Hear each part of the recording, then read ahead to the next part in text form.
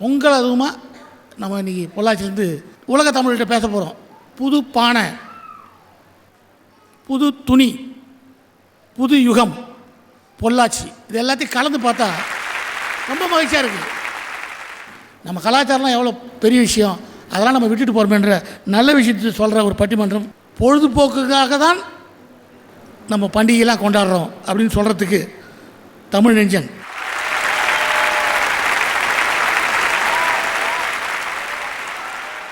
வீட்டுக்குள்ளே பேரன் நுழைஞ்சான். பாட்டி ஊசியில் நூல் கோத்துட்டு இருந்தா. என்ன பாட்டி பண்ணுறேன்னு கேட்டான். ஊசியில் நூல் கோக்குறேன்னு சொன்னா கிளவி. அவன் சொன்னான் 7 ஜென்மத்துக்கும் அந்த ஊசியில் நீ நூலை கோக்க முடியாதுன்னா. ஏன்டா அப்படி சொல்கிற, கட்டையில் போகிறேன்னா. ஊசி கீழே விழுந்து 3/4 மணி நேரம் ஆச்சுன்னா. அந்த ஊசியை கொஞ்சம் எடுத்து கொடுறான்னா. ஊசி எடுத்து கையில் கொடுத்தான். காதை காட்டுறான்னா. ஊசிக்கு ஏது பாட்டி காதுன்னா. ஊசியில் ஒரு காது இருக்குடா, அது வழியாக நூலை விட்டா கிழிஞ்ச சட்டையை தைக்கலான்னு பாட்டி சொல்லிச்சு. தாத்தா வந்தார். பேரா, ஊசிக்கு ஒரு காது இருக்கு, அது வழியா நூலை விட்டா கிழிஞ்ச சட்டையை தைக்கலாம். மனுஷனுக்கு 2 காது இருக்கு, அதில் அறிவார்ந்த நூலையும் நல்ல பேச்சுக்களையும் காதிலே விட்டால் கிழிந்த மனதை தைக்கக்கூடிய நல்ல ஆற்றல் நல்ல பேச்சுக்களுக்கும் நல்ல செய்திகளுக்கும். பொண்ணுக்கு அழகு பார்த்த காலம் உண்டு, பொண்ணுக்கு அழகு சேர்த்த காலம் உண்டு. கண்ணுக்கு அழகு சேர்த்த நடுவர் அவர்களே, உங்களை வணங்குவதிலே பெருமை அடைகிறேன். தனிப்பட்ட முறையில் யாருக்கு எப்போ கல்யாணம் ஆச்சுன்னு உங்களுக்கு தெரியாது. ஆனால் நீங்கள் சுலபமாக கண்டுபிடிச்சிடலாம். அவங்க வீட்டுக்கு போனீங்கன்னா மனைவி கணவனை பார்த்து ப்ளீஸ் அதை எடுங்களேன்னா கல்யாணம் ஆகி 1 மாதம் ஆயிருக்கு. எட அப்படின்னா 3 வருஷம் ஆயிருக்கு. எடிய அப்படின்னா 7 வருஷம் ஆயிருக்கு. எங்கடா அவங்க அப்பன் அப்படின்னா 10 வருஷம் ஆயிருக்கு. உன் கூட போய் வாழறம்பார் அப்படின்னா 18 வருஷம் ஆயிருக்கு. ஒரு காலத்தில் அன்பான ஒரு காரியத்தை மனைவி செஞ்சுட்டான்னா கணவன் அழகாக தலையை தடவி கொடுப்பான் மனைவிக்கு. மனைவியுடைய தலையை தடவுவான். கலாச்சாரம் எப்படி இருந்து பாருங்க. அதே போல் அன்பான காரியத்தை கணவனுக்கு மனைவி செஞ்சுட்டான்னா மனைவி கணவனை அன்போடு அணைத்து அவன் முதுகை தடவி கொடுப்பான். கலாச்சாரம் அப்படி இருந்தது. அதுக்கு பிறகு குழந்தை நல்ல விஷயத்தை பண்ணிடுச்சுன்னா, நல்ல காரியத்தை பண்ணிடுச்சுன்னா தாயும் தந்தையும் சேர்ந்து அந்த குழந்தையுடைய கன்னத்தை தடவி கொடுப்பார்கள். இதுதான் அன்றைய கலாச்சாரம். இன்னைக்கு யாரும் தடவுறதில்லை. போனை வச்சுக்கிட்டு தடவிட்டு இருக்கான். நம்மால் போனை வச்சு தடவிட்டு இருக்கான். அதுக்கு ஒரு கவிதையே எழுதுறான். தடவுதல் யாவருக்கும் எளியனவாம் தடவன வண்ணம் செயல். இன்னைக்கு நாட்டில் யாருமே நாகரிகமான உடை அணியறதில்லை, நல்ல உடை அணியறதில்லை. கோயிலுக்கு அப்படியே திரிஞ்சிக்கிட்டு இருந்ததுங்க போயிட்டு. இப்போ கவர்மெண்ட்டாக பார்த்து நீ புடவை கட்டிக்கிட்டு தான் கோயிலுக்குள்ளே வரணும், தாவாணி போட்டுக்கிட்டு தான் கோயிலுக்குள்ளே வரணும், வேட்டி கட்டிக்கிட்டு தான் கோயிலுக்குள்ளே வரணும், பேண்ட்டு போட்டுக்கிட்டு தான் கோயிலுக்குள்ளே வரணும்னு சட்டம் போட்ட பிறகு தான் நம்ம மரமண்டைக்கு தெரியுது. அமெரிக்காவில் ஒரு புத்தகம் என்ன எழுதியிருக்காங்கன்னா, எங்கே படிப்பது, ஏன் படிப்பது, எப்படி படிப்பது, எதுவரை படிப்பது. 4 கேள்விக்கு 4000 பக்கம். புத்தகத்தின் விலை 50,000 ரூபா. இதை பெருமையாக சொல்கிறான் அமெரிக்காக்காரன். எங்கள் ஊரில் பார்த்தீங்களா எங்கே படிப்பது, ஏன் படிப்பது, எப்படி படிப்பது, எதுவரை படிப்பது அப்படின்னு கேட்டிருக்கான். சார் உங்கள் ஊரில் யாரா சொல்லியிருக்கானு கேட்டதுக்கு நம்மால் ஒருத்தர் சொன்னா, இதுக்கு எதுக்குடா 4000 பக்கம், ஒரே வரியில் சொல்லிட்டான்டா, கற்க கசடர கற்பவை கற்ற பின் நிற்க அதற்கு தகன். அப்படி இருந்த கலாச்சாரங்க. கணவனை மதிச்சா, மனைவியை கணவன் மதிச்சான், குடும்ப உறவுகளாக இருந்தது. தாலிக்கே ஒரு விழா பண்ணா சார், மாங்கல்ய பூஜை. இந்த கொங்கு நாட்டுக்கே ஒரு மிகப்பெரிய பெருமை இருக்குங்க தெரியுமா உங்களுக்கு. ஒருத்தனை திட்டுறதுனா கூட மரியாதையாக திட்டுற ஒரே ஊர் இந்த கொங்கு மண்டலம் தான். ஏனுங்க உங்களை கொண்டு போட்டுருவாங்க அப்படின்னு மரியாதையாக திட்டுற ஊர் அதுதான். இந்த மாதிரி கிராமங்கள் இருக்கிறதுனால தான் இன்னைக்கும் கொஞ்சம் கொஞ்சமாவது கலாச்சாரம் வந்துகிட்டு இருக்கு. பிள்ளைகளை பேர் விட்டு கூப்பிட்ட கலாச்சாரம், அப்பா சித்தப்பா பெரியப்பா பெரியண்ணன் சின்னண்ணன் பெரியண்ணன் விழா காலங்களில் ஒன்று கூடி சொன்ன கலாச்சாரம் இன்னைக்கு என்ன ஆச்சு? அப்பா மட்டும்தான் அப்பா, அம்மா மட்டும்தான் அம்மா. ஆம்பளையா இருந்தால் அவன் அங்கிள், பொம்பளையா இருந்தால் ஆண்டி. Matter over. கலாச்சாரத்தை சொன்னா ஏன் சொன்ன, கலாச்சாரம்னா என்னன்னு கேட்கக்கூடிய அளவுக்கு இன்னைக்கு பண்டிகைகளை ஒரு பொழுதுபோக்காகத்தான் கொண்டாடி கொண்டிருக்கிறோம். உண்மையிலேயே புதுயுகம் தொலைக்காட்சிக்கு நான் மீண்டும் பொங்கல் வாழ்த்து சொல்வதிலே பெருமை அடைகிறேன். நல்லா கைத்தட்டலாம். இந்த மாதிரி பண்டிகை வரும்போதாவது இந்த மாதிரி நல்ல தலைப்புகளை கொடுத்து பட்டிமன்றம் பேசுறாங்களே, ஒரு நல்ல நடிகரை வச்சு இப்போ கொண்டாந்து பேச வைக்கிற அளவுக்கு இன்னைக்கு ஆயிடுச்சு. காரணம் என்ன, நம்ம பொங்கல்னு சொன்னா தான் அவனுக்கு தெரியுது. தீபாவளிக்கு என்ன பண்ணுறான் தெரியுமா? ஒயின் ஷாப் விளம்பரத்தை பாருங்க. தீபாவளிக்கு ஃபுல்லாக சரக்கு போட்டு ஹே ஹாப்பி தீபாவளி, ஹே அப்படி, ஹே ஹாப்பி பொங்கல். நான் எங்கள் ஊரில் ஒருத்தர் மாட்டுக்கிட்ட போய் ஹே ஹாப்பி பொங்கல் அப்படிங்க. மாடுக்கு தெரியுமா அவன் கோட்டை அடிச்சிருக்காடான்ட்டு. புத்தாண்டு அன்றைக்கி நண்பர் ஒருத்தர் சொன்னார், அண்ணா சிங்கார வேலைன்னு. நைட்டு 12 மணிக்கு ஆம்புலன்ஸை நிறுத்தி ஸ்வீட் கொடுத்துருக்கான் சார். இன்னைக்கு கலாச்சாரம் இல்லையே. அன்னைக்கு கலாச்சாரம் எப்படி இருந்தது? பொம்பளை தலை வாரி பொட்டு சார், பொட்டுக்கு ஒரு தான் சொல்லுவாங்க அந்த காலத்தில். சாந்து பொட்டு வச்சா கல்யாணம் ஆகாத பொண்ணு. நல்லா கவனிச்சிங்க. சாந்து பொட்டு வச்சா கல்யாணம் ஆகாத பொண்ணு, குங்கும பொட்டு வச்சா கல்யாணம் ஆன பொண்ணு. இன்னைக்கு சாந்து பொட்டும் இல்லை, குங்கும பொட்டும் இல்லை. பாம்பு தேளு பல்லி பூரா ஓடுது. ஆமாம், ஒரு பொண்ணு அண்ணா ஒரு பொண்ணு நெத்தியில அனகொண்டா பாம்பை வச்சிருக்கு போட்டா. கலாச்சாரம் எப்படி கெட்டு போயிருக்கு தெரியுமா? என் பையன் ஃபேஸ்புக்கை பார்த்து கேட்குறான். என் ஃபேஸ்புக்கில் 1800 லிங்க் இருக்கு. 1800 லேடிஸ் தான். என் பையன் என்னை பார்த்து கேட்குறானே, 1800 வச்சிருக்க, நமக்கு ஒரு 750 தள்ளி விடுறது. நான் கேட்குறேன், டே எல்லாம் உனக்கு அம்மா மாறிடா அப்படின்றான். எல்லாம் அம்மாவாக இருந்தால் மருமகளே கிடையாது அவனுக்கு. உங்களுக்கெல்லாம் தெரியும் திருக்கடையூர் அபிராமி அம்மன் கோயில். 60ஆம் கல்யாணம் பண்ணுறவங்க அங்கே தான் போய் விசேஷம் பண்ணுவாங்க. ஒருத்தருக்கு 80வது கல்யாணம் சதய விழா நடக்குது. ஒரு வெள்ளைக்காரன் வந்திருக்கான். பார்த்தான், வாட் இஸ் இதுன்னா கல்யாணம்னா. வாட் கல்யாணம்? மேரேஜ். ஓ மேரேஜ், நான் பார்க்கலாமா? ஓ பார்க்கலாமே. அப்படி நேராக கல்யாணம் மண்டபத்தில் வந்துட்டான். உள்ளே போதா வெள்ளைக்காரன் ஒரே சிரிப்பு தாங்க முடியல. 80 வயசு கிழமை உட்காந்துருக்காரு, பட்டு வேஷ்டி பட்டு சரை கட்டிக்கிட்டு. பக்கத்தில் 70 வயசு கேள்வி. என்ன கேட்குறான் அந்த வெள்ளைக்காரன், இப்போ கல்யாணம் பண்ணி இவங்க என்னடா பண்ண போகிறாங்கன்னு கேட்டான். அதுக்கு கூட வந்தவன் சொன்னான், என்ன மாதிரி ஒருத்தன், அவங்களுக்கு இப்போ கல்யாணம் ஆகலை, கல்யாணம் ஆகி 50 வருஷம் ஆச்சுன்னா. அதுக்கு வெள்ளைக்காரன் சொன்னான், ஓ மை காட், 50 வருஷமாவா புருஷன் பொண்டாட்டியா இருக்காங்கன்னு கேட்டான். ஆமாண்டாண்ணா. ஏன்டாண்ணா, எங்கள் ஊரில் 5 மாதமே புருஷன் பொண்டாட்டியா வாழறதில்லடா அப்படின்னா. உடனே அந்த வெள்ளைக்காரன் வெளியே வந்தான், அந்த மண்ணை எடுத்து பேப்பரில் மடித்தான். ஏன்டா அந்த மண்ணை மடிக்கிறேன்னா, அந்த மண்ணை எங்கள் ஊருக்கு கொண்டு போகிறேன், எங்களுக்கு என் பொண்டாட்டிக்கு அங்கே பிரச்சனை வந்தா, இந்த நாங்கள் சர்ச்சுக்கு போவதில்லை, கோர்ட்டுக்கு போவதில்லை, இந்த மண்ணை தொட்டு கும்பிட்டாலே எங்கள் குடும்பத்திலே பிரச்சனை வராது என்று சொல்ல கலாச்சார காலம். நண்பர்களே, உங்களுக்கு தெரியும், தீபாவளிக்கு நோம்புன்னு ஒரு பண்டிகை வரும். நோம்புக்கு அம்மியை மாவி இடிப்பாங்க பொம்பளைங்க. எச்சப்பற்ற கூடாதுங்கிறதுக்காக வாயில துணியை கட்டிக்கிட்டு உலக்க போட்டு இடிச்சு அதிர்சம் சுட்ட காலம் அந்த காலம். கொஞ்ச நாளைக்கு முன்னாடி என்ன வித்து தெரியுமா? அதிர்சம் மாவு. இப்ப என்ன விற்க தெரியுமா? அதிர்சம். கலாச்சாரம் மாறி போச்சு. ஒரு காலத்தில் விழா காலங்களில் பண்டிகையில் முடிச்சிடற செய்தியோட, விழா காலங்களில் பண்டிகைகளை புருஷன் பொண்டாட்டியோட கலாச்சாரத்தை காப்பாற்றுறதுக்கு சினிமா தேட்டருக்கு போவான் சார். பொண்டாட்டி புள்ள அம்மா மாமியார் மாமனார் மச்சினி சிந்தா மச்சினியும் கூப்பிட்டுக்கிட்டு பிள்ளைங்களையும் கூப்பிட்டுக்கிட்டு கரும்பு முறுக்கு சீடை இதெல்லாம் எடுத்துகிட்டு தேட்டருக்குள்ளே போவான் சார். கலாச்சாரம் வளர்ந்துருந்தது. எம்ஜிஆர் படத்தை பார்ப்பான், குடும்பத்தோடு உட்காந்து கை தட்டுவான். இன்றைக்கி எங்கள் ஊரில் மெட்ராஸில் சினிமா தேட்டருக்கு போனால் செக் பண்ணுறான் சார், எதையும் கொண்டு போகக்கூடாது. ஒருத்தர் சொல்கிறான், எனக்கு பிபி வரும் சார், பிபி மாத்திரம் வந்தால் நாங்கள் பிபி வச்சுருக்கோம் உள்ள ஊதுறதுக்கு அப்படிங்கிறான். எல்லாத்தையும் ஃபுல்லாக செக் பண்ணிவிட்டு உருவிட்டு அனுப்புகிறான். இன்னும் 10 வருஷம் போச்சுன்னா என்ன வந்துடுறீங்களா? நம்ம மனைவியோட சினிமா தேட்டருக்கு போக முடியாது. ஏன் மனைவியோட வந்தீங்க? ஏன் நாங்கள் ரெடி பண்ணி வச்சுருக்கோம். ஆமாம், அதுக்குன்னு ஒரு அமௌண்ட் வச்சுருக்கோம் நாங்கள். அந்த அமௌண்ட்டை நீங்கள் கொடுத்தீங்கன்னா மனைவியோட உட்காந்து பார்க்கலாம். அப்படின்ற கூடிய கலாச்சாரம் வந்து விடுமோ என்ற பயம் எனக்கு மட்டுமல்ல, மதிப்பிற்குரிய நடுவருக்கு மட்டுமல்ல, உங்களுக்கு மட்டுமல்ல, இந்த தமிழருக்கே பேர்பட்ட பயம் காத்து கொண்டிருக்கிறது. அந்த பயத்தை நீக்க வேண்டும் என்று சொன்னால் வள்ளுவன் வழியிலே நாம் நடந்தால் மட்டும்தான் தமிழை காப்பாற்ற முடியும். காளைகளை அடக்க வேண்டுவதற்கு கூட நாம் கோர்ட்டு வாசலிலே காத்திருக்கக்கூடிய அவ்வளவான நிலைக்கு உண்டாக்கியதால் இந்த பண்டிகைகள் எல்லாம் விழா காலங்கள் எல்லாம் பொழுதுபோக்குக்காக கொண்டாடப்படுகிறதே தவிர கலாச்சார விழாக கொண்டாடப்படவில்லை. இனி வரும் காலமாவது கலாச்சார விழாக கொண்டாடப்பட வேண்டும் என்று சொல்லி இந்த 2016 பொங்கல் உங்களுக்கு 16 செல்வங்களையும் கொடுக்கும். நீங்கள் நிலைத்த புகழோடு வாழ வேண்டும் என்று சொல்லி இப்போது பிறந்திருக்கிறது கலியுகம், மக்களுக்கு கிடைத்திருக்கிறது இந்த புதுயுகம். இந்த புதுயுகம் தொலைக்காட்சி நேயர்களுக்கு இனிய பொங்கல் வாழ்த்துக்களை சொல்லி வாய்ப்புக்கு நன்றி கூறி விடைபெறுகிறேன். நன்றி, வணக்கம். கிரிக்கெட்டில் எப்பவுமே அந்த ஓப்பனிங் பேட்ஸ்மேன் அவரை வச்சு தான் அன்றைக்கி மேட்சே சொல்லுவாங்க. பரவாயில்ல, தமிழ் நெஞ்சன் மூச்சு விடாமல் சொல்ல வேண்டியதை கரெக்டாக அடித்தார்.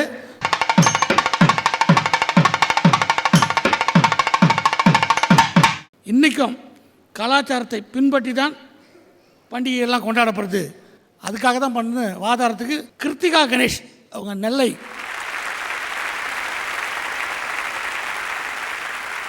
செப்புமொழி 18 எனில் சிந்தனை ஒன்றுடையாள் என்று பாரதி பாடிய பாரத மண்ணை வணங்கி தேரேறி வருகின்ற தென்பாண்டி தென்றலிலே தாராளமாய் கலந்திருக்கும் தமிழுக்கு என் முதல் வணக்கத்தையும் என்னை பெற்று தமிழ் கற்றுத்தந்த அன்னைக்கு அடுத்த வணக்கத்தையும் வைத்துவிட்டு பால் பொங்கி பார்த்தழைக்க களை நீக்கி கழனி எங்கும் விளை செய்த பயிரெல்லாம் உயிர்களுக்கு உணவாக்கும் உழவருக்கும் உலகெங்கும் நிறைந்திருக்கும் எனதருமை தமிழருக்கும் புதுயுகம் வாயிலாக பொங்கல் நல்வாழ்த்துக்களை தெரிவித்துக் கொள்வதிலே மகிழ்ச்சி அடைகிறேன். இந்த அருமையான தமிழர் திருநாளிலே புதுயுகம் தொலைக்காட்சி நிறுவனத்தில் அமைத்திருக்கிற இந்த அருமையான மேடையிலே பண்டிகைகள் கலாச்சாரத்தை பின்பற்றி கொண்டாடப்படுகிறது என்று எங்களனிக்கே தீர்ப்பு கூற காத்திருக்கும் நடுவர் அவர்களே, இது ஜட்ஜ்மெண்ட் காப்பி வாங்கி பார்த்துட்டாங்களா? பெட்டி கொடுத்துருக்கோம்ல, ஐயா இதெல்லாம் நம்பிடாதீங்க. இது பொது மேடம், ஒரு 6 கேமரா வருது, பெட்டி கொடுத்துருக்கேன். நான் பெட்டி வந்தாச்சுன்னு வேற சொல்லியிருக்கேன். இது இந்த பெட்டி இல்லை. எண்ணணியிலும் எதிரணியிலும் வாதிட வந்திருக்கிற அறிஞர் பெருமக்களே, இந்த நிகழ்வை இங்கே மிகச்சிறப்பாக கண்டு கேட்டு கைத்தட்டி ரசித்து கொண்டிருக்கிற அன்புகளார் ரசிக பெருமக்களே, உங்கள் அத்தனை பேருக்கும் என்னுடைய நெஞ்சார்ந்த வணக்கத்தை உரித்தாக்கிக் கொள்வதிலும் மகிழ்ச்சி அடைகிறேன். கொங்கு மண்டலம் ஒரு பச்சை பட்டு புடவை, அதில் பதிக்கப்பட்டிருக்கிற ஒரு மரகத கல் இந்த பொள்ளாச்சி. ஏன் நான் பட்டு புடவையை பற்றியே பேசிக்கிட்டு இருக்கேன் அப்படின்னா, இந்த நிகழ்ச்சிக்கு வரும்போது என்கிட்ட சொன்னாங்க, கொஞ்சம் தமிழர் திருநாள், பொங்கல் விழா சிறப்பு நிகழ்ச்சி, அதனால் பட்டுப்புடவையாக கட்டிட்டு வாங்க, நல்லாயிருக்கும் அப்படின்னாங்க. நானும் ஒரு புடவையை எடுத்து வச்சேன் நடுவர்களே, இங்கே வந்து கட்டிக்கிட்டா எப்படி இருக்கும் அப்படின்னு ட்ரையல் பார்க்குறதுக்காக வீட்டில் வச்சு ஒரு தடவை கட்டி பார்த்துக்கிட்டேன். கட்டி பார்த்துட்டு என் வீட்டுக்கார்ட்ட சொன்னேன், ஏங்க என்ன இருந்தாலும் பட்டுப்புடவை கட்டினா எடுப்பாக தான் இருக்குது அப்படின்னேன். அவர் என்ன பார்த்து சொன்னார், பட்டுப்புடவை கட்டினா உனக்கு மட்டும் இல்லடி, எல்லாருக்குமே எடுப்பாக தான் இருக்கும், வாங்கி கொடுக்குற புருஷனுக்கு தானடி கடுப்பாக இருக்கும் அப்படின்னாரு. அந்த கோவத்தில் பட்டுப்புடவை மாதிரி இருக்கிற புடவையை கட்டிட்டு வந்துட்டேன். பழையன கழிதலும்னு பண்பாட்டையெல்லாம் நாம் விட்டுட்டோம். மண்பானையும் விறகடுப்பையும் விட்டுட்டு ப்ரெஷர் குக்கர்லையும் கேஸ் ஸ்டவ்லையும் பொங்கல் வைக்க ஆரம்பிச்சிட்டோம் அப்படின்லாம் வருத்தப்பட்டாங்க. நான் என்ன சொல்கிறேன், ப்ரெஷர் குக்கரும் கேஸ் ஸ்டவ்வும் மண்பானையையும் விறகடுப்பையும் ரீப்ளேஸ் பண்ணி இருக்குன்னா அதுக்கு என்ன அர்த்தம் தெரியுமா? அது நாகரீக வளர்ச்சி. ஆனால் ப்ரெஷர் குக்கரும் கேஸ் ஸ்டவ்வும் வந்தப்புறமும் கூட பொங்கல் அன்னைக்கு பொங்கல் வச்சு நாம கொண்டாடுறோம்ல, அதுதாங்க கலாச்சாரம். கலாச்சாரம் எது, நாகரீகம் எதுன்னு அது ரெண்டுத்துக்கு முதல்ல வித்தியாசம் தெரிஞ்சுக்கணுமா இல்லையா? அவர் வந்து சொல்றார், வேட்டி கட்டுறதே இல்லை, புடவை கட்டுறதே இல்லை, இன்னைக்கு அரசாங்கம் உத்தரவு போட்டு தான் எல்லாரும் வேட்டி கட்டுறாங்க, அரசாங்கம் உத்தரவு போட்டு தான் எல்லாரும் சேலை கட்டுறாங்கன்னு சொல்றாரு. அதுல ஒரு வித்தியாசத்தை நீங்க புரிஞ்சுக்கோங்க. வேட்டி அணிந்து கொண்டுதான் கோயிலுக்குள்ள வரணும், இந்த பண்பாடு மாறாத உணை உடைந்து கொண்டுதான் கோயிலுக்குள்ள வரணும்னு சொன்ன உடனே இது எவ்வளவு நாளைக்கு சாத்தியமா இருக்கும்னு ஒரு கேள்வி எழுந்தா கூட, ஐயோ இது நடந்துட்டா நல்லாதான் இருக்கும்னு எல்லார் மனசுலயும் ஒரு ஏக்கம் வெளிப்பட்டது பாத்தீங்களா? அதுதான் கலாச்சாரத்தினுடைய வெளிப்பாடு. அதை சொல்லதான் நாங்க வந்திருக்கோம். நீங்க பண்டிகைகள்னு எவ்வளவு அற்புதமான விஷயங்கள் எல்லாம் இருக்கு. நீங்க யோசிச்சு பாருங்க, ஒரு தனி மனிதனுடைய நடத்தையை நாம என்ன சொல்றோம், அது அவனுடைய குணம் அப்படின்னு சொல்றோம். அது மாதிரி ஒரு சமூகத்தினுடைய நடத்தை இருக்கிறதே, அதுதான் இங்கே கலாச்சாரம் என்று அழைக்கப்படுகிறது. நீங்க விழாக்களை எடுத்து பாருங்க, தனி மனித விழாக்கள் இருக்கு, தேசிய விழாக்கள் இருக்கு, சமூக விழாக்கள் இருக்கு, இதை தாண்டி மத ரீதியான விழாக்களும் இருக்கிறது. இந்த 4 விழாக்களையும் பாருங்க, நம்முடைய வாழ்க்கை, இந்த மனித வாழ்க்கை இருக்கு பார்த்தீங்களா, பிறந்ததுலேருந்தே அது விழாவாக தானங்க கொண்டாடப்படுது. ஒரு வீட்டில் ஒரு குழந்தை பிறந்துருச்சுன்னா அது ஒரு விழாவாக கொண்டாடுறோம். அந்த குழந்தை நடக்க ஆரம்பிச்சா ஒரு விழாவாக கொண்டாடுறோம். அதுக்கு சாப்பாடு ஊட்டுறத ஒரு விழாவாக கொண்டாடுறோம். அது படிக்க வைக்கும் போது ஒரு விழாவாக கொண்டாடுறோம். அது ஒரு வயசு ஆன உடனே அதுக்கு ஒரு பிறந்த நாள் விழா கொண்டாடுறோம். பிறப்பிலிருந்து இறப்பு வரை வாழ்க்கையே விழாவாக கொண்டாடக்கூடிய அற்புதமான விஷயங்களை எல்லாம் நமக்கு கற்றுக் கொடுத்திருக்கிற தேசம் நம்முடைய தேசம். இங்க வந்து நின்னுட்டு பண்பாடு இல்லை, கலாச்சாரம் இல்லை, பண்டிகைகள் எல்லாம் இங்கே பொழுதுபோக்குக்காகத்தான் கொண்டாடப்படுதுன்னு தயவு செஞ்சு சொல்லாதீங்க. நீங்க யோசிச்சு பாருங்க, ஒவ்வொரு விழாவும் இங்கே தேசிய விழாக்கள் எவ்வளவு விழாக்கள் கொண்டாடிட்டு இருக்கிறோம். இந்த மாசத்துல தாங்க நம்ம குடியரசு தினம் கொண்டாடுவோம், சுதந்திர தினம் கொண்டாடுறோம். பெருந்தலைவர் காமராஜர் இருக்கார் இல்லைங்களா, அவர் அற்புதமா ஒரு விஷயம் சொல்வாராம். சுதந்திரம் பெற்றதை பற்றி அவர் அற்புதமா ஒரு விஷயம் சொல்வாரு. எப்படி தெரியுமா?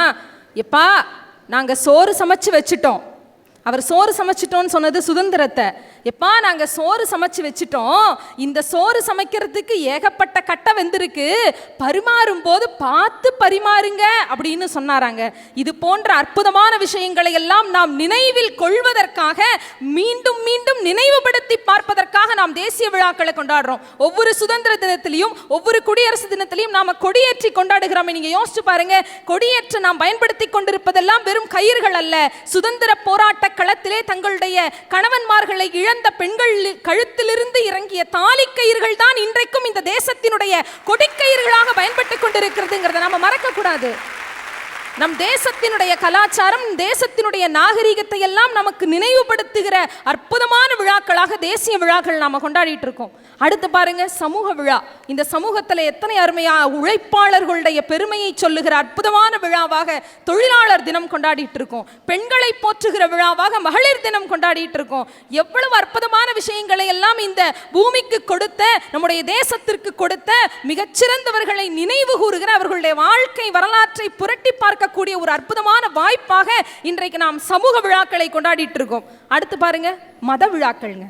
யோசிச்சு பாருங்க, வாழ்க்கை முழுக்க, வருஷம் முழுக்க கொண்டாடுறதுக்குன்னே விழாக்கள் இருக்கிற இந்து மதம். எப்படி பார்த்தீங்கன்னா, சித்திரை மாசத்துல ஆரம்பிக்கும் நடுவர்களே. சித்திரை மாதம் அந்த வருடப்பிறப்பு, சித்திரை திருநாள், வைகாசி விசாகம், ஆனி திருமஞ்சனம், ஆடியில ஆடிப்பெருக்கு, ஆவணியில சதுர்த்தி, புரட்டாசி சனிக்கிழமை பெருமாளுக்கு விசேஷமான நாளாக கொண்டாடப்படுகிறது. ஐப்பசியில தீபாவளி, கார்த்திகையில திருக்கார்த்திகை, தையில பொங்கல், மாசியில மகம், பங்குனியில உத்திரம். இதுல நடுவுல ஒன்னே ஒன்று மார்கழியை மட்டும் நான் விட்டுட்டேன். மார்கழியில என்ன ஸ்பெஷல் அப்படின்னா, நாம எல்லாருமே மார்கழியை பீடை மாதம்னு ஒதுக்கி வச்சிருக்கிறோம். ஆனா உண்மையிலே அது பீடை மாதம் இல்லைங்க. இறைவனை வழிபடுவதற்கு 30 நாட்களும் உகந்த நாட்களாக இருக்கிற ஒரே மாதம் மார்கழி மாதம். அது பீடை மாதம் இல்ல, பீடு உடைய மாதம்னு பெரியவங்க சொன்னாங்க. பீடுனா பெருமை, பெருமையுடைய மாதம்னு சொன்னாங்க. இப்படி வரிசையா அடுக்கிக்கிட்டே போலாம் இந்து மத விழாக்களை. கிறிஸ்தவ மதத்துல எடுத்து பாருங்க, பாவிகளுக்காகவே தன்னுடைய ஆவியை கொடுத்த இயேசுபிரான் அவதரித்த தியாக திருநாள் இல்லையா அந்த கிறிஸ்துமஸ்? யோசிக்க வேண்டாமா? அடுத்து நம்முடைய இஸ்லாமிய சகோதரர்கள் மறை வழியிலே நடந்து பிறை காணுகிற அவர்களுடைய அற்புதமான அந்த ரமலான், 30 நாட்களும் அவர்கள் நோன்பிருந்து கொண்டாடுகிற அந்த அற்புதமான பெருநாள், அது கலாச்சாரத்தினுடைய வெளிப்பாடு இல்லையா? பண்டிகைகள் என்றைக்குமே கலாச்சாரத்தையும் பண்பாட்டையும் நாகரிகத்தையும் நமக்கு கற்றுக் கொடுப்பதற்காக, நம்முடைய அடுத்த தலைமுறைக்கு எடுத்துச் செல்வதற்காகவே கொண்டாடப்படுகிற அற்புதமான விஷயங்கள். இதை நான் சொல்லல, யார் சொன்னா தெரியுமா? ரவீந்திரநாத் தாகூர் அவர்கள் ரொம்ப அற்புதமா சொன்னார். எப்படி சொன்னார் தெரியுமா? விழாக்களையும் பண்டிகைகளையும் விலக்கிவிட்டால் இந்தியாவில் குறிப்பிடும்படியாக ஒன்றும் இருக்காது.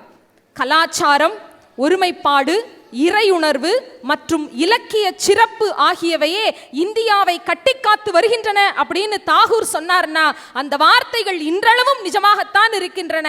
பண்டிகைகள் கலாச்சாரத்தை கட்டிக்காக்கவே கொண்டாடப்படுகின்றன என்று கூறி வாய்ப்பளித்த அனைவருக்கும் நன்றி கூறி அமைகிறேன். நன்றி, வணக்கம். கிருத்திகா கணேஷ், இனி யாராவது நீங்கள் பஞ்சாங்கம் பார்க்கணும், நல்ல நாள் பார்க்கணும், ஜோடி பொருத்தம் பார்க்கணும், இவங்களை அணுகலாம். உங்களுக்கு பிச்சு உதறாங்க இந்த தேதி இது எதுக்குன்ட்டு. ஒரு பெண்மணியாக இருந்து இவ்வளோ தெரிஞ்சு வச்சுக்கிறது இருக்குல்ல, அது தேவை. ஆனால் அந்த காலம் போயிடுச்சு.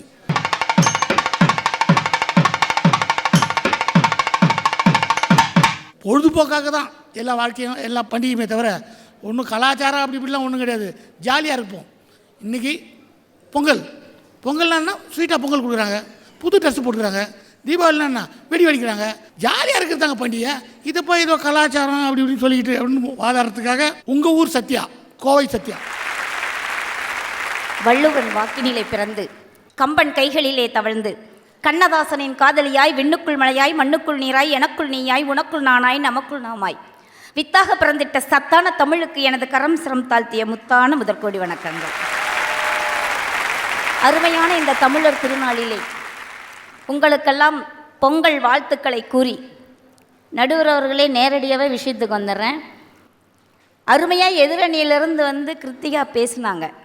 ஒரு நிமிஷம் அப்படியே திரும்பி கிருத்திகாவை பாருங்கள். கலாச்சாரத்தை நாங்கள் அப்படியே கடைப்பிடிச்சிட்டு வரோன்னு சொன்னாங்களே, கலாச்சாரம் பண்பாடுங்கிறது ஒரு பெண் எப்படி வர வேண்டும், தலைவாரி பூச்சூடி வர வேண்டும். அவங்க அப்படி வந்திருக்காங்களான்னு திரும்பி பாருங்கள். நாங்கள் சந்தோஷமாக பிறந்த நாள் கொண்டாடுறோம், நாங்கள் சந்தோஷமாக திருமண நாள் கொண்டாடுறோம், நாங்கள் சந்தோஷமாக கிறிஸ்துவ விழா கொண்டாடுறீங்க.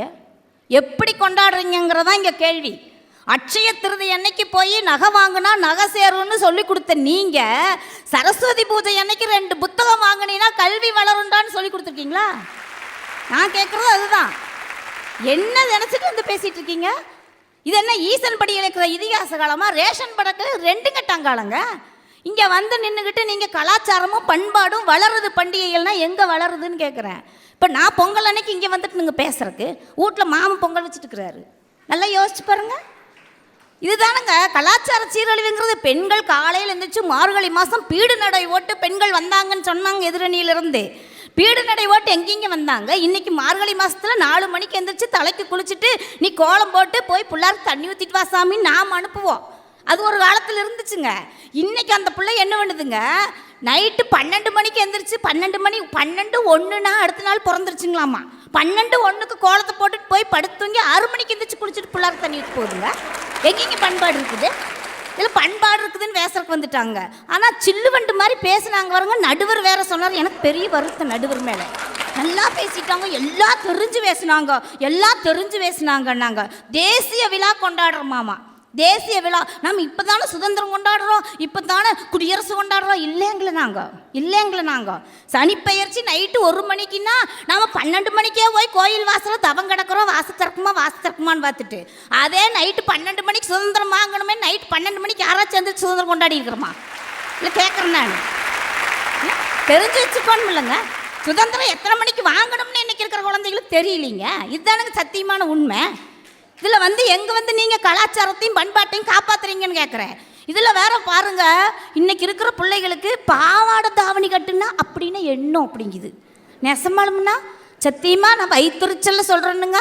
கடை தொங்கிட்டுட்டாங்கண்ணா பாவாடை தாவணி செட்டு. இப்போ புடவையே செட்டாக வந்துருச்சுங்க. வாங்கினா மாட்டுனா புடவை கட்டின மாதிரி போயிடுதுங்க பிள்ளைங்க. நெசமாலுங்க. ஆனால் இதெல்லாம் என்னைக்கு எந்த வெளிவரும்னு தெரியலைங்க, எத்தனை நாளைக்கு நிலைக்கும்னு தெரியல. உண்மையாகவே குடும்ப பாசம்ங்கிறது எப்படிங்க இருக்கணும்? குடும்ப பாசம்ங்கிறது எப்படி இருக்கணும்? பேரன் அங்கிருந்து ஓடி வர்றானேன்னு தன்னோட மூக்குப்பொடி டப்பி எடுத்து ஒளிச்சு வைப்பார் வருங்க தாத்தா. அது தாத்தாவோட பாசம். பாட்டி என்ன பண்ணுவாங்க, தன்னோட கல்யாண பட்டு புடவைய மகனுக்கோ மகளுக்கோ கல்யாணம் ஆயிடுச்சுன்னா பேரனோ பேத்தியோ வருவான்னு அந்த பட்டு புடவை அடித்து மடித்து வைப்பாங்க தொட்டல் கட்டுறதுக்காக. அது பாட்டியோட பாசம். தினம் நம்ம சவரம் செய்வார், ஷேவ் பண்ணுவார் அப்பா. ஏன்னா தனக்கு பிறந்த குழந்தை எடுத்து கொஞ்சம் போது அதுக்கு குத்திடக்கூடாதான். சேவ் பண்ணிட்டு அந்த குழந்தை எடுத்து கொஞ்சம் வருவாருங்க. அது அப்பாவோட பாசம். தன்னோட முந்தானியை நீளமாக விட்டு கட்டுவாங்க அம்மா. எதுக்காக தெரியுங்களா? ஒரு வெயில்லையோ மழையிலையோ அந்த குழந்தைக்கு கொடையாக இருக்கணும்னு சொல்லி தன் முந்தானியை கொடையாக மாற்றி கட்டுறது அம்மாவோட பாசம். தன்னோட தங்கச்சிக்காக தனக்கு பிடிச்ச கிரிக்கெட் சேனலை விட்டு கொடுத்து போகிறானே, அது அண்ணனோட பாசம். தங்கச்சியும் அக்காவும் தனக்கு பிடிச்சதையெல்லாம் அக்காவுக்கு வேணும்னு தங்கச்சி கொடுக்குறதும் தங்கச்சிக்கு வேணும்னு அக்கா கொடுக்குறதும் குடும்ப பாசங்க. ஆனால் இன்றைக்கி அந்த குடும்ப பாசம் இருக்குதாங்கிறது தான் கேள்வி. பாட்டியும் தாத்தாவும் வீட்டில் இருந்தால் அங்கேருந்து குடுகுடுன்னு பேரன் வர்றானுங்க. வந்து தாத்தா கேட்பாரு, என்னப்பா எங்கே போயிட்டு வந்த? இங்கே பாரு பெருசு, உன் வேலையை பாரு, முடிஞ்சிருச்சு. இவ்வளோதான். கலாச்சாரம் எங்கே இருக்குன்னு கேட்குறேன். தாத்தா பாட்டின்னு கூப்பிடுறக்கே மறந்து போய் பெருசுங்கிற காலத்தை கொண்டு வந்துட்டீங்களே, அப்புறம் எங்கே இருக்குது? ஆனால் உண்மையிலேயே ஒரு விஷயத்தில் அவங்கள பாராட்டணுங்க. சமூக விழா, சமுதாய விழா நடத்துகிறாங்களா, மகளிர் விழா. நானும் தானுங்க மகளிர் விழா நடத்துகிறாங்க மாமா, நானும் மகளிர் விழாவுக்கு போயிட்டு வரணுங்கன்னு. மாம் கேட்டார், அங்கே என்ன போய் நீ பண்ண போகிறேன்? நாங்கள் இல்லை மாமா, சித்த வேடிக்கை பார்த்துட்டு வந்துடணுங்க அப்படின்னு. வேடிக்கை பார்க்குறக்கு அங்கே இடத்துக்கு போகிறேன். இங்கேயே சித்த நேரம் நின்று பார்த்தீங்கன்னா பார்த்தீங்கன்னா பஸ்ஸும் போனால் அதே வேடிக்கை தான், இங்கேயே வாருன்னாரு. நான் மாமன்கிட்ட சொன்னேன், மாமா இன்னைக்கு போய் அந்த விழாவில் கடந்துட்டாத்தா 4 மாதத்துக்கு லோன் கொடுக்குறாங்களாம்மா, லோன் கிடைக்கணும். உடனே அனுப்பிச்சி விட்டாரு. சத்தியமாங்க பணம்னு அனுப்பிச்சி விட்டாருங்க மாமன். இதுதானுங்க சமுதாய விழா. இதை போய் நீங்கள் பெருசாக பேசுகிறீங்க. பலனை எதிர்பார்த்து தான் நீங்கள் விழா நடத்துகிறீங்களே தவிர எந்த ஒரு பிரதிபலனும் இல்லாமல் நீங்கள் விழா நடத்தலை. இதுதான் உண்மை. தீபாவளிக்கும் பொங்கலுக்கும் நம்ம ஒவ்வொரு விழாவுக்கும் ஆடிப்பண்டிகை ஆடி 18 வருதுன்னா நம்ம பெரியவங்களுக்கு சாமி கும்பிடணும்னு சொல்லி எங்கே தண்ணி ஓடுற இடமோ அந்த இடத்துல போய் அந்த பெரியவங்களுக்கு சாமி கும்பிட்டு திதி கொடுத்துட்டு வரணும்னு நம்ம பெரியவங்க சொல்லி வச்சாங்க ஒரு காலத்தில். ஆனால் இன்னைக்கு அது நடக்குதான்னு கேட்குறேன். இன்னைக்கு அது நடக்குதா? ஆடி 18 அன்னைக்கு பார்த்தீங்கன்னா ஆடிட்டு வர்றாங்க. நம்மளுக்கெல்லாம் கோலம் போட தெரியுங்க, நம்ம பிள்ளைகளுக்கு போட தெரியுமாங்கிறதான் கேள்விங்கக்கா. கோலம் அதாவது ஸ்டிக்கர் வாங்கி ஒட்டிடுதுங்கக்கா. இதான் கோலம்னு போட்டு போயிடுதுங்க. இது கோல கலாச்சாரம். பல்லாங்குழி நம்ம எப்படி விளையாண்டோம்? நம்ம அம்மா கூட உட்காந்துட்டு பாட்டி கூட உட்காந்து பல்லாங்குழி விளையாண்டோம். 5கள் விளையாடுவோம். நான் நல்லா விட்டேன், இன்றைக்கும் விட்டாலும் 5களில் நான் தான் வின்னுங்க. சத்தியமாங்க அருமையாடுனுங்க. கடமைங்க ஆடுவேன், சூப்பராக ஆடுவேன். நான் அப்படி ஆடினவளுங்க. ஆனால் இன்றைக்கி என் பிள்ளைக்கு 5 ஆடு சாமின்னா ஒரு கல்லை மேலே ஓட்டி இந்த கல் எடுக்கிறக்குள்ள அந்த கல் 4 தூரம் போய் விழுகுது. பிள்ளைக்கு பிடிக்க தெரியலிங்க. பல்லாங்குழி ஆடணும்னு பல்லாங்குழி ஆடாதங்க பல்லாங்குழி ஆடலாம்னு கூப்பிட்டு உட்கார வச்சா போதுங்க என்றக்குள்ள நான் ஒரு 12 கல் எடுத்து இந்த புளியங்கொட்டை எடுத்து இப்படின்னு ஓடுறக்குள்ள அவள் அடுத்த குழியில் இருக்கிறத எடுத்து மடியில் வச்சு உட்காந்துக்கிறாளுங்க. தேஞ்சாமி அப்படின்னா அது எம்பக்கம் இருந்தது நான் வச்சுக்கிட்டேங்கிற. பல்லாங்குழினா என்னன்னே தெரியலீங்க. இதில் எங்கே உங்களுக்கு கலாச்சாரம் பண்பாடும் விளையாட்டுகளும் எங்கே நீங்கள் ஊக்குவிச்சுட்டு இருக்கிறீங்கன்னு கேட்குறேன். உண்மையா எனக்கெல்லாம் கல்யாணமாகி 5 வருஷம் ஆச்சுங்க நடுவர் அவர்களே. கல்யாணமாகி 5 வருஷம் ஆச்சுங்க. பேரனுக்கு மட்டும்தான் 8 வயசு. நெசமாலுங்க கோயம்புத்தூர் புள்ள பொய் சொல்ல மாட்டாளுங்க, உண்மைத்தான் பேசுவா. கல்யாணமாகி 5 வருஷம் ஆச்சுங்க. பேரனுக்கு 8 வயசுங்க. அவன்கிட்ட போய் நான் சொன்னேன், டே செல்லம் வாடா போய் அப்படியே போய் சித்து தூரம் அப்படியே வாக்கிங் மாதிரி போயிட்டு வரலாம்டா, அதான்டா நல்லது, காலார நடக்கணும்டானே. அவன் சொன்னா காலார நடக்கிறன்னா நீ நடம், நான் உங்க கூட சைக்கிளில் வரேன்னு வரான். நடந்து வரமாட்டேங்கிறீங்க இன்னைக்கு குழந்தைக்கு கலாச்சாரத்தை கற்றுக் கொடுக்க மறந்துட்டோம் நம்ம. அப்படி இருந்த காலமுங்க. இன்னைக்கு லெட்டர் வருதுன்னு சொன்னா லெட்டரா அப்படிங்கிறாங்க, கேட்கறது இல்லைங்க. இன்னைக்கு மெயில் அனுப்பணும், வாட்ஸ்அப்பில் அனுப்பணும். அது இந்த வாட்ஸ்அப்பு வந்தாலும் வந்துச்சுங்க, பல்லு விளக்குறதையெல்லாம் போடுறானுங்க. சத்தியமாலங்க நொந்து போய் கிடக்குறேனுங்க நான்.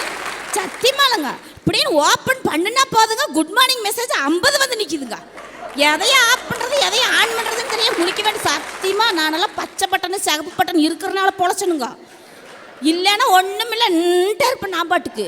இன்னைக்கு கலாச்சாரம் அப்படி மாறி போய் கிடக்குதுங்க.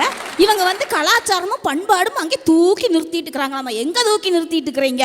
உண்மையாகவே இன்றைய காலகட்டத்தில் பண்டிகைகளும் கொண்டாட்டங்களும் எந்த விதத்திலையும் கலாச்சாரத்தையும் நாகரீகத்தையும் வளர்த்தி கொண்டு இருக்கவில்லை, சீரழித்து கொண்டுதான் இருக்கின்றன என்று கூறி வாய்ப்பளித்த அத்தனை நல் நெஞ்சங்களுக்கும் நன்றி கூறி விடைபெறுகிறேன். நன்றி, வணக்கம். அவ்வளோ சுகமாக இருக்குது, அற்புதமாக பேசினாங்க, பாயிண்ட்டோடு பேசினாங்க. இன்றைக்கி இருக்கிற காலகட்டத்தில் இப்படி தான் இருந்தாகணும்னு.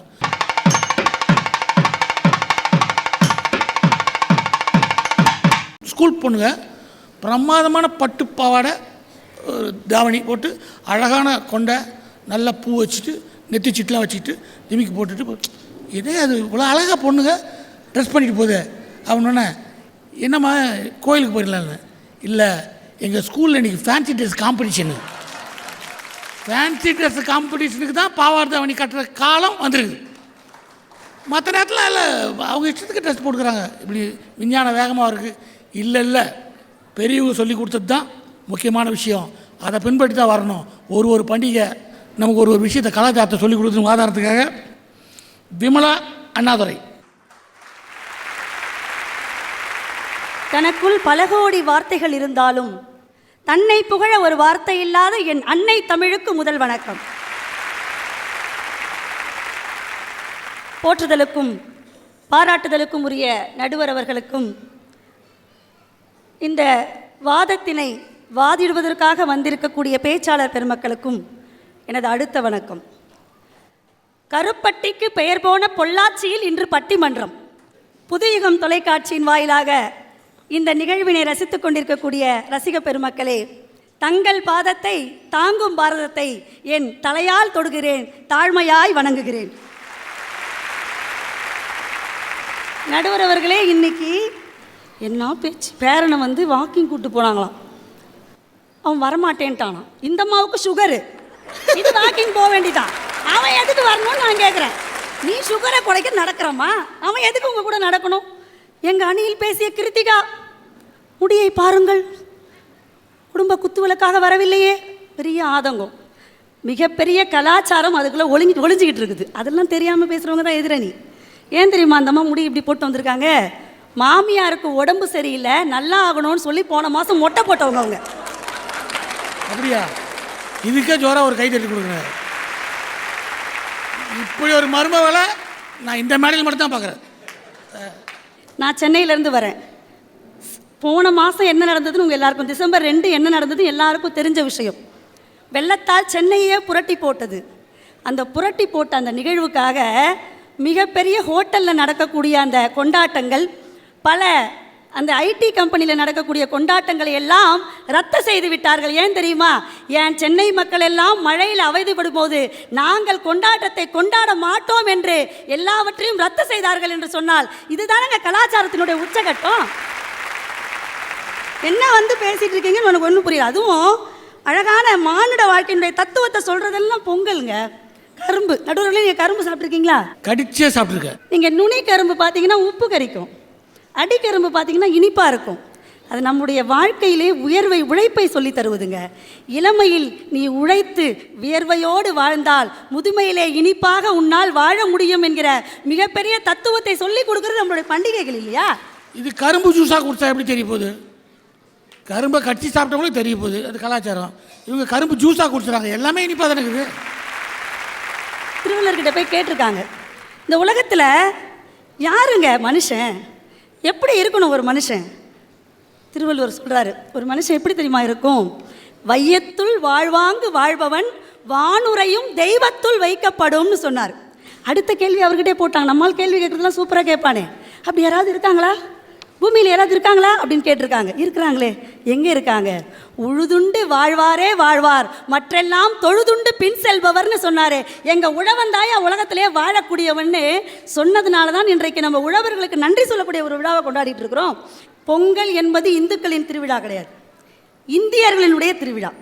பொங்கல், ஆமாம், பொங்கல் என்பது இந்துக்களின் திருவிழா கிடையாது, இந்தியர்களுடைய திருவிழா. எப்படி தெரியுமா? எல்லா கல்விக்கூடங்களிலும், எல்லா பல்கலைக்கழகங்களிலும், எல்லா கல்லூரிகளிலும் சமத்துவ பொங்கல் என்று அழகாக கொண்டாடி கொண்டிருப்பார்கள். மேரியும் மாரியும் ஃபாத்திமாவும் புடவை கட்டலன்னு வந்து பேசிட்டீங்களே, அழகாக புடவை கட்டிட்டு உட்காந்து கரும்பில் அந்த பொங்கல் வைக்கிறாங்க பாருங்க, அதுதானங்க சமத்துவ பொங்கல்ங்கிறது. அடுத்து வந்து பட்டு புடவையா லகங்கா தொங்குது. நீங்களும் நடுவில் எனக்கு சின்ன வருத்தம் உங்கள் மேலே கூட. என்னம்மா? ஆமாம், லகங்கா இருக்கு, அப்படி இருக்கு. அந்தம்மா புடவையே ரெடிமேடாக வந்துருச்சு. புடவை தானங்க வந்திருக்கு. உங்களுக்கு சுடிதார் ரெடிமேடாக வந்தால் அதையும் போடக்கூடாது, புடவை ரெடிமேடாக வந்தால் அதையும் போடக்கூடாது. அப்போ எதைத்தான் நீங்கள் எதிர்பார்க்குறீங்கன்னு தெரியல. காலத்தினுடைய வேகம். பொட்டு வைக்கிறதுலன்னு அவர் ஒரு குற்றச்சாட்டு வச்சார். ஏன் தெரியுமா பொட்டு வைக்கிறதுல? இப்போ நான் கல்லூரி பேராசிரியர், தினமும் ப்ரேயர் நடக்கும். இப்போ நான் சாந்து போட்டு இவர் சொன்ன மாதிரி சுமங்கலி என்றால் குங்கும பொட்டை தான் வைக்க வேண்டும்னு சொன்னார்ல, அப்படி நான் சுமங்கலின் குங்கும பொட்டை வச்சுட்டு போய் ப்ரேயரில் நிற்கிறேன். எல்லாரையும் அசம்பிள் பண்ணி கரெக்டாக அந்த ப்ரேயரை நடத்தி முடித்து விறுவிறுக்க வெளியில் வரும்பொழுது குங்கும பொட்டு இருக்குன்னு நினைக்கிறீங்க? இல்லை, ரொம்ப ரொம்ப நல்ல பாயிண்ட். சொன்னாங்க ரெடிமேடாக புடவை வந்துருச்சு, ரெடிமேடாக நகை வந்துருச்சு, ரெடிமேடாக பொண்டாட்டி வந்துட்டா என்ன பண்ணுறது? விபரீத ஆசையெல்லாம் வந்திருக்கு. புதிய போகிற போக்கில் சொல்லி பார்க்குறதா? நடுவர்களே, நீங்கள் இப்படியே யூத்தாகவே பேசிக்கிட்டு இருங்க. ஏன் அப்போ அந்த விறுவிறுக்க குங்குமம் எல்லாம் கலந்துருச்சுன்னா என்ன வரும்? ஐயோ, என்னென்ன இது நெத்தியில் வச்ச குங்குமம் அழிந்து விட்டதேன்னு சொல்லி ஒரு நமக்கு ஏதாவது ஒரு கவலை மனோபாவம் வந்துவிடக்கூடாது என்பதற்காகத்தானே நாங்கள் ஸ்டிக்கர் போட்டு ஒட்டிட்டு இருக்கிறோம். பிழைப்புக்காகவும் படிப்புக்காகவும் இன்றைக்கு வெவ்வேறு ஊர்களுக்கு பறந்து சென்று கொண்டிருக்கிறார்கள் நம்முடைய உறவுகள். இன்னும் உண்மைதானே? ஒரே இடத்துல வேலை இருக்குது. அப்படி பறந்து சென்று கொண்டிருந்தாலும் கூட இந்த பொங்கல், தீபாவளி, கார்த்திகை தீபம் என்று பண்டிகைகள் வரும்போதெல்லாம் என்ன பண்ணுவாங்க? எல்லோரும் தன் அப்பா அம்மாவை பார்த்துடணும், தன் மனைவி மக்களை பார்த்து விட வேண்டும் என்று சொல்லி பஸ்ஸில் சீட்டு கிடைக்கலனாலும் தொங்கிக்கிட்டே வருவாங்க. நம்மால் ட்ரெயினில் இடம் கிடைக்கலனாலும் பாத்ரூம்குள்ளேயே பயணம் பண்ணுவான். இடம் கிடைக்கலனா தான் தொங்கிட்டு வரனால கிடையாது, இடம் இருந்தாலும் தொங்கிட்டு வர்றது நம்ம பண்பாடு. அது டவுன் பஸ் நடுவர்களே. இது வந்து மஃப்சல் பஸ்ஸில் அப்படி இருக்காது, இடம் இல்லைனா தான் போவாங்க. அப்படி கஷ்டப்பட்டு போகிறது ஏன் தெரியுமா? நீங்கள் எல்லாரும் யோசிச்சு பாருங்கள். ஒரு தாய் 10 மாதம் சுமந்து ஒரு குழந்தையை பெற்றெடுக்கிறார். குழந்தை பிறக்கின்ற வலி, பிரசவ வலி என்பது 1000 தேள் கொட்டுறதுக்கு சமம்னு சொல்லுவாங்க. அப்படி அந்த 1000 தேள் கொட்டுவதற்கு பின்னால், அந்த பிரசவ வலிக்கு பின்னால், அந்த குழந்தையை பெற்று எடுத்த பின்னால் அந்த குழந்தை இப்படி பார்த்து குழலினிது யாழினிது என்பர்தம் மக்கள் மழலை சொல் கேளாதவர்னு சொல்லி மகிழ்ச்சி அடைகிறார் பாருங்க. அதுதான் எத்தனை விதமான துன்பங்களுக்கு ஆட்பட்டாலும் காலையில் விடிய காலையில் 5 மணிக்காவது போய் என்னுடைய அப்பா அம்மாவோடு நான் பொங்கலை கொண்டாடுவேன், என்னுடைய மனைவி மக்களோடு நான் என்னுடைய பொங்கலை கொண்டாடுவேன் என்று இன்றைக்கும் இளைஞர் பட்டாலும் கூட்டம் கூட்டமாக சென்று கொண்டிருக்கிறது என்று சொன்னால் பண்டிகையில் கலாச்சாரத்தை எப்படிங்க வளர்க்கலன்னு நீங்கள் சொல்ல முடியும்? பொழுதுபோக்குறதுக்கு நிறைய இடம் இருக்குதுங்க, பொழுதுபோக்குறதுக்கு நிறைய நாள் இருக்குதுங்க. ஆனால் பண்டிகைகளில் மட்டும்தான் கலாச்சாரத்தை பின்பற்ற முடியும். ஜல்லிக்கட்டை பற்றி நிறைய விஷயம் போயிட்டுருக்கு. ஜல்லிக்கட்டு அப்படிங்கிறது, ஜல்லிக்கட்டு என்பது ஏறு தழுவுதல். அந்த காளை மாடு போகின்ற பொழுது, அந்த எருது போகின்ற பொழுது அதனுடைய மிதிலை பிடித்து அப்படியே தடவி கொடுத்து, தழுவுதல்னு பொருள், தடவி கொடுத்து அந்த மாட்டை, மிருகத்தை கூட அடக்கக்கூடிய பண்பான இவனுக்குத்தான் என்னுடைய மகளை கொடுக்க வேண்டும் என்கிற ஒரு உன்னதமான எண்ணத்தை தகப்பனுக்கு ஏற்படுத்துவதுதாங்க ஜல்லிக்கட்டு. நல்ல விஷயங்களை பாருங்கள். பண்டிகைகளால் உறவுகள் புதுப்பிக்கப்படுகிறது, உறவுகளால் உலகம் புதுப்பிக்கப்படுகிறது. இவங்க சொல்கிற பொழுதுபோக்கு என்பது ஒரு ரயில் மாதிரி, நாங்கள் சொல்கிற கலாச்சாரம் என்பது உயிர் மாதிரி. ரயில் ஒன்று போனால் இன்னொன்று வரும், உயிர் ஒரு முறை போனால் திரும்பி வராது. இப்படி உயிராக இருக்கிற பண்பாட்டையும் கலாச்சாரத்தையும் காப்பாற்றுகின்ற வழிகளில் ஒன்றுதான் இன்றைக்கு பண்டிகைகளாக கொண்டாடப்பட்டிருக்கிறது என்று சொல்லி, அக்ரிணை முதல் உயர்திணை வரை இருக்கக்கூடிய எல்லா உயிர்களையும் மதிக்கின்ற பாங்கு, வணங்குகின்ற பாங்கு என்றைக்குமே தமிழினத்திற்கு மட்டும்தான் உண்டு. அப்படி பார்த்தால் தமிழினத்தினுடைய ஒட்டுமொத்த கலாச்சாரமும் பண்டிகையில்தான் காப்பாற்றப்பட்டு வருகிறது என்று சொல்லி நடுவரும் அதையே தீர்ப்பாக சொல்லுவார்கள் என்று நினைத்து நம்பிக்கையோடு புதுயுகம் தொலைக்காட்சி நேயர்கள் மற்றும் இங்கே ரசித்துக் கொண்டிருக்கக்கூடிய உங்கள் அத்துணை பேருக்கும் இனிய பொங்கல் நல்வாழ்த்துக்களை தெரிவித்துக் கொண்டு விடைபெறுகிறேன். நன்றி, வணக்கம். ஒரு பேராசிரியருக்கான பேச்சு அதான் முக்கியம். ஏனோ தானோன்னு ஜோக்கு இப்படி அப்படி அப்படின்னு சிரிக்க வைக்க நோக்கம் இல்லை. ஒரு குறிப்பு எடுத்து இதான் இப்படி தான் இதான் நிஜம் அப்படின்ற அழுத்த திருத்தமாக சொன்னாங்க.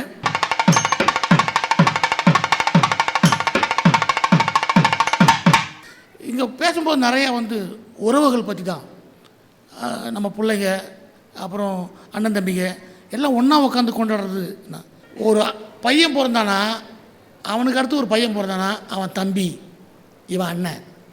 அதுக்கப்புறம் அவங்க காலத்தில் இவன் சித்தப்பா, அவன் பெரியப்பா. இந்த பையன் பிறந்தானா அவனுக்கு இன்னொரு பொண்ணு பிறந்தா தங்கச்சி, முன்னாடியே பொண்ணு பிறந்ததுன்னா அது அக்கா, அது அத்தை, மாமன். இந்த உறவுகளெல்லாம் கொஞ்சம் கொஞ்சமாக குறைச்சிட்டு போகுது. நீ நல்லா யோசிச்சு பாருங்கள். அண்ணன் தம்பி கிடையாது, ஒருத்தன் நான் தான். பொண்ணுன்னா ஒன்று. இந்த பெண்களால் நமக்கு நிறைய செலவு, கல்யாணம் பண்ணி கொடுக்கும்போது நிறைய சீர் பண்ணணும், இப்படிலாம் நினச்சி பெண்கள் குறைஞ்சதால் இன்றைக்கி பார்த்திங்கன்னா பெண்கள் ரொம்ப குறைவுணும். எதுக்கு சொல்ல வரேன்னா, இந்த உறவுகளால் தான் சந்தோஷம். இந்த அண்ணன் தம்பி பாசம்லாம் இருக்குல்ல, இதெல்லாம் குறைஞ்சி போயிட்டா நம்ம மிஷின் ஆயிடுவோங்க. ரொம்ப குறைவு. ஒரு தங்கச்சின்னா அது கல்யாணம் பண்ணி வைக்கும்போது அந்த அண்ணங்காரன் ஓடி ஆடி வேலை பார்க்குறதில்ல, அது ஒரு பெரிய சந்தோஷம், அது ஒரு பெரிய கொடுப்பினை. நம்ம ஊரில் கல்யாணத்தப்போ பாத பூஜைன்னு ஒன்று பண்ணுறாங்க. பொண்ணோட அப்பா அம்மா கூப்பிட்டு பொண்ணு அவங்க காலுக்கெல்லாம் பாலெலாம் ஊற்றி பொட்டுலாம் வச்சு கும்பிடுது, கற்பூரம்லாம் இருக்குது. பையனோட அப்பா அம்மா வராங்க, பையன் கற்பூரம் கொளுத்தி கும்பிட்றாரு. அதை ஒன்று மட்டும் ஒரு வீடியோ பண்ணி வெளிநாட்டில் இருக்கிற வெள்ளைக்காரங்களுக்கெல்லாம் அனுப்புங்க. என்ன அதுன்னுவான். இதான் எங்கள் ஊர் கலாச்சாரம். அப்பா அம்மாவை தெய்வமாக நினச்சி நான் எங்கள் வாழ்க்கையை துவங்குறோம். இப்படி அற்புதமான உறவுகள் கலாச்சாரத்தை சொல்லி கொடுத்துக்கிட்டு நம்ம நாடு. பாத பூஜைன்ற ஒரு விஷயத்த வெளிநாட்டுக்காரன் பார்த்தா பைத்திய பூச்சிவிடும். என்ன இப்படி கூட இருக்காங்களான்னு. ஏன்னா ஒரு பையன் இருக்கிறான்னா பக்கத்து ரூம் தான் இருக்கார் அப்பா. ஒரு மாதத்துக்கு ஒரு தடவை தான் ஹாய் ஹாய்ண்ணா, அவ்வளோதான். ஒரு ரூமில் பக்கத்து ரூம், அவன் உண்டு, அவன் வாழ்க்கை உண்டு. எங்கே போனேன்னு கேட்கக்கூடாது. ஒரு பையனை எங்கே போகிறேன்னா அது ஏன் வேலை, நீ என்ன கேட்குறதுன்றான். ஆனால் நம்மக்கிட்ட இருக்கிற சிரிப்பு, நம்ம உறவுகளோடு இருக்கும்போது நம்ம வர சந்தோஷம் அங்கே இல்லைங்க. நம்ம பசங்க சிரிக்கிறாங்க பாருங்கள், சின்ன பசங்க ஃபிட் வர அளவுக்கு சிரிக்குதுங்க. வெளியூர்லாம் கிடையாது. இந்த சிரிப்பை உறவுகள் தான் தருது, நம்ம கலாச்சாரம் தான் தருது. அற்புதமாக இந்த பக்கம் பேசுகிறாங்க. ஆனால் இந்த பக்கம் பேசுகிறவங்க நியாயம் பேசுகிறாங்க. காலம் போகுது, போகிற போக்கள் தான் வரணுண்டு. இப்போ ஒரு கவிஞர் வரார், தனி கொடி, வேறு இந்த கொடி அந்த கொடிலாம் இல்லை, வரும்போதே தனக்கு ஒரு கொடியை பிடிச்சி வராரு கவிஞர். தனி கொடி வரும். மொட்டை விழுந்து பூவெடிக்க, மொட்டை விழுந்து பூவெடிக்க, மொய் வண்டு தேன் குடிக்க, சிட்டசைந்து பண்ணெடுக்க, செங்கமலம் கண்ணடிக்க, பட்ட வனம் பால் வடிக்க, பச்சை மயில் தான் நடிக்க, ஒட்டுமன பொதிகையிலே ஊனெடுத்து உயிர் வளர்த்து, கற்றுணர்ந்த பாவலரின் கைகளிலே விளையாடி, முற்றுணர்ந்த ஞானியர்தம் மூச்சாகி பேச்சாகி, குற்றவர வெற்றி கண்ட கொற்றவர்க்கு பின் என்னை பற்றி வரும் பூந்தமிழே, உன் பாதத்தை வணங்குகிறேன். தமிழ்கூறும் நல்லுலகத்திற்கு அற்புதமான படைப்புகளை தந்த என் அருமைக்குரிய இயக்குனர் அவர்களை நான் வணங்கிக் கொள்கிறேன். உலகமெல்லாம் இந்த தமிழர் திருநாளை கொண்டாடி கொண்டிருக்கும் என் அன்பு தமிழ் நெஞ்சங்களை இந்த தொலைக்காட்சியின் வாயிலாக நான் வணங்குகிறேன். அன்பிற்கிடையே நடுவர் அவர்களே, ஜனவரி 6 வேட்டி தினம். நான் கேட்குறேன், வேட்டியே கட்டிக்கிட்டு இருக்கிற தமிழர்களிடத்திலே வேட்டி தினம் ஒன்று எப்படி வந்தது? நான் கேட்குற நியாயமா? என் தமிழனுக்கு, உழவனுக்கும், என் தொழிலாளிக்கும் வேட்டி என்பது உரிமை. அதை செய்கிறான் நெசவாளர், அது அவன் தொழில். எங்கள் வியர்வை சம்பந்தப்பட்டதை யாரோ ஒரு வியாபாரி சொல்வதற்காக வேட்டி திருவிழா என்று வியாபாரத்தை கொண்டாடி கொண்டிருக்கிறோமே, இது கலாச்சாரமா? நினைச்சு பாருங்க, இது கலாச்சாரமா? காலையில் எந்திரிச்சு கோலம் போடுற பழக்கம் எந்த பெண்ணுக்கு இருக்கு? எனக்கும் ஆசை தாங்க, நானும் வீதி வீதியாக பார்க்குறேன். அந்த காலத்தில் பாடினாங்க, திருப்பாவை இருக்கே, மாயனை மண்ணும் வடமதுரை மைந்தனை, ஆயர்குல தோன்றலின் அணிவிளக்கை, தாயை குடல் விளக்கம் செய்த தாமோதரனை, தூயோமாய் வந்து தூமலர் துவிழுது வாயினால் சிந்திக்க மனதினால் துதிக்க, போய பிழையும் புகுதருவான் நின்றனவும் தீயினில் தூசாகும் செப்போலோர் எம்பாவாய் என்று என் பாடல் கேட்டிய தமிழ். அதுக்கு எடுத்துங்க ஒன்றும் குறைச்சி போயிடல. அதுக்கு அடுத்த காலம் ஒன்று வந்ததுங்க. எப்படி பெண்கள் இருந்தாங்க? மஞ்சள் குங்குமம் மங்கள முகத்தில் குங்குமம் விளங்கட்டுமே, கோயில் குங்குமம் விளங்கட்டுமே, கைவளையாடலும் காலடி ஓசையும் வருகையை முழங்கட்டுமே, பாவை வருகையை முழங்கட்டுமே, வெள்ளிக்கிழமை விடியும் வேளை வாசலில் கோலமிட்டேன், வள்ளி கணவன் பேரை சொல்லி கூந்தலில் பூ முடித்தேன். இந்த பாட்டை கேட்கல என் தமிழ் கலாச்சாரமும் மஞ்சள் பூசிய எங்கள் பெண்கள் முகலும் என்னை இன்பப்படுத்தியிருக்கிறார்கள். அப்படி எந்த கலாச்சாரம் எப்படி மாறி போனது என்பது இந்த கேள்விகள் இருக்கு. வாசல்ல கோலம் போடும்போது பூசணிப்பூ வைத்திருப்போம், பூசணிப்பூ வைப்போம், பரங்கிப்பூ வைப்போம், சொரைப்பூ வைப்போம், செம்பருத்தி பூ வைத்தோம். நான் பார்த்துருக்கிறேன். அது என்ன அர்த்தம் தெரியுங்களா? என் வீட்டுக்குள்ள, இந்த வீட்டுக்குள் பூப்படைந்த பெண் இருக்கிறாள் என்பதை சொல்வதற்காக என் தமிழன் கோலத்தில் கூட கலாச்சாரத்தை சொன்னான். அந்த கோலத்தை தொலைத்த கோலம் இன்னைக்கு நடந்து கொண்டிருக்கிறது. ஜல்லிக்கட்டு பாருங்க, பிரச்சனைக்குரியதான் ஜல்லிக்கட்டு ஆகி போச்சு. இன்னைக்கு வீர விளையாட்டு இல்லையா? அவன் எங்கள்கிட்ட மல்லு கட்டினா தான் உங்களுக்கு ஜல்லிக்கட்டுன்னு சொல்லிவிட்டான். எங்கள்கிட்ட மல்லு கட்டுங்க, அப்புறம் உங்களுக்கு ஜல்லிக்கட்டு. எவ்வளோ வீரமான விஷயம் ஏங்க. இன்னொன்று சொல்கிறேன் எளிமையா, ஏன்னா அதிக நேரம் பேச வேண்டாம். இந்த குடி கலாச்சாரம் தமிழனுடைய பண்பாட்டில் இல்லை என்று நான் பொய் சொல்ல தயாராக இல்லை. ஔவையாரும் அதிகமான குடிச்சிருக்காங்க. உட்காந்து குடிச்சிட்டு என்ன பண்ணாங்க? சித்திரமும் கைப்பழக்கம் செந்தமிழும் நாப்பழக்கம் வைத்ததொரு கல்வி மனப்பழக்கம். குடிச்சிட்டு பாடினா ஔவை. வைத்ததொரு கல்வி மனப்பழக்கம் சொன்னான். இன்னைக்கு பொம்பளை பிள்ளைகளுக்கு குடிக்குது, ஆம்பளை பிள்ளைகளுக்கு குடிக்குது. ஆயிரம் இங்கு கெட்டு சீரழிந்து கொண்டிருக்கிறது. நடுவர் அவர்களே, நம்ம காலை அடக்குனது நம் வீரத்தை. எளிய பிராணிகளை வளர்த்து அதை அடக்கி, பூனை நாய் அடக்கிடும். அது எதுக்குன்னா வீட்டுக்குள்ள பழக்கத்துக்கு. முன்னாடி நாய் நம்மளை காவல் காத்துச்சு. இப்போ 50 நாய்க்கு வாங்கி பெட்டில் போட்டு இவன் விடிய விடிய உட்காந்து முழிச்சு காவல் இருக்கிறானே, இது என்ன கலாச்சாரங்கிறேன். அது ஒரு ஆடு வளர்த்தான். அதுக்கிட்ட ஒரு பாசம் இருந்துச்சு, மாட்டுக்கிட்ட ஒரு பாசம் இருந்துச்சு. இப்போ கூட வாட்ஸ்அப்பில் வந்துச்சு, ஒரு மாடு குழந்தைய தன்னுடைய கன்றுக்குட்டியை ஒரு பஸ்ஸு ஏற்றி விட்டது என்பதற்காக தொடர்ந்து 1 மாசமா பெங்களூர்ல அந்த பஸ்ஸை ஓட விடாம செஞ்சுக்கிட்டு இருக்க. அந்த பாசத்தை உணர்ந்தவன் தமிழன். அந்த பாசத்தை உணர்ந்தவன் தான். விலங்குகள் இடத்துல இருந்த பாசம் தான். ஏங்க, யானை கட்டி போர் அடிச்சாங்கிறது சும்மா வாங்க. தனக்கு மீறிய உலகத்தின் பலம் வாய்ந்த யானையை அடக்கி ஆண்டு போருக்கு பயன்படுத்த, போரடிக்க பயன்படுத்தவும் போருக்கும் பயன்படுத்தியவன் தமிழன் இல்லையா? எல்லாத்தையும் ஒழிச்சுக்கிட்டு வந்து பேசுகிறாங்க பேராசிரியர். எப்படிங்க மனசு இருக்குது உங்களுக்கு? ஏங்க, ஒரு பொண்ணு கொலுசுங்கிற விஷயம் எவ்வளோ அற்புதமான விஷயம். கொலுசு இல்லை, மூக்குத்தி இல்லை, எல்லா விஷயம் ஒழிஞ்சு போயிடுச்சு. காலம் மாறுச்சு. இதை காதல்னு சொல்லும் போதே எனக்கு இயக்குனருடைய படத்திலிருந்து தான் ஒரு பாட்டு.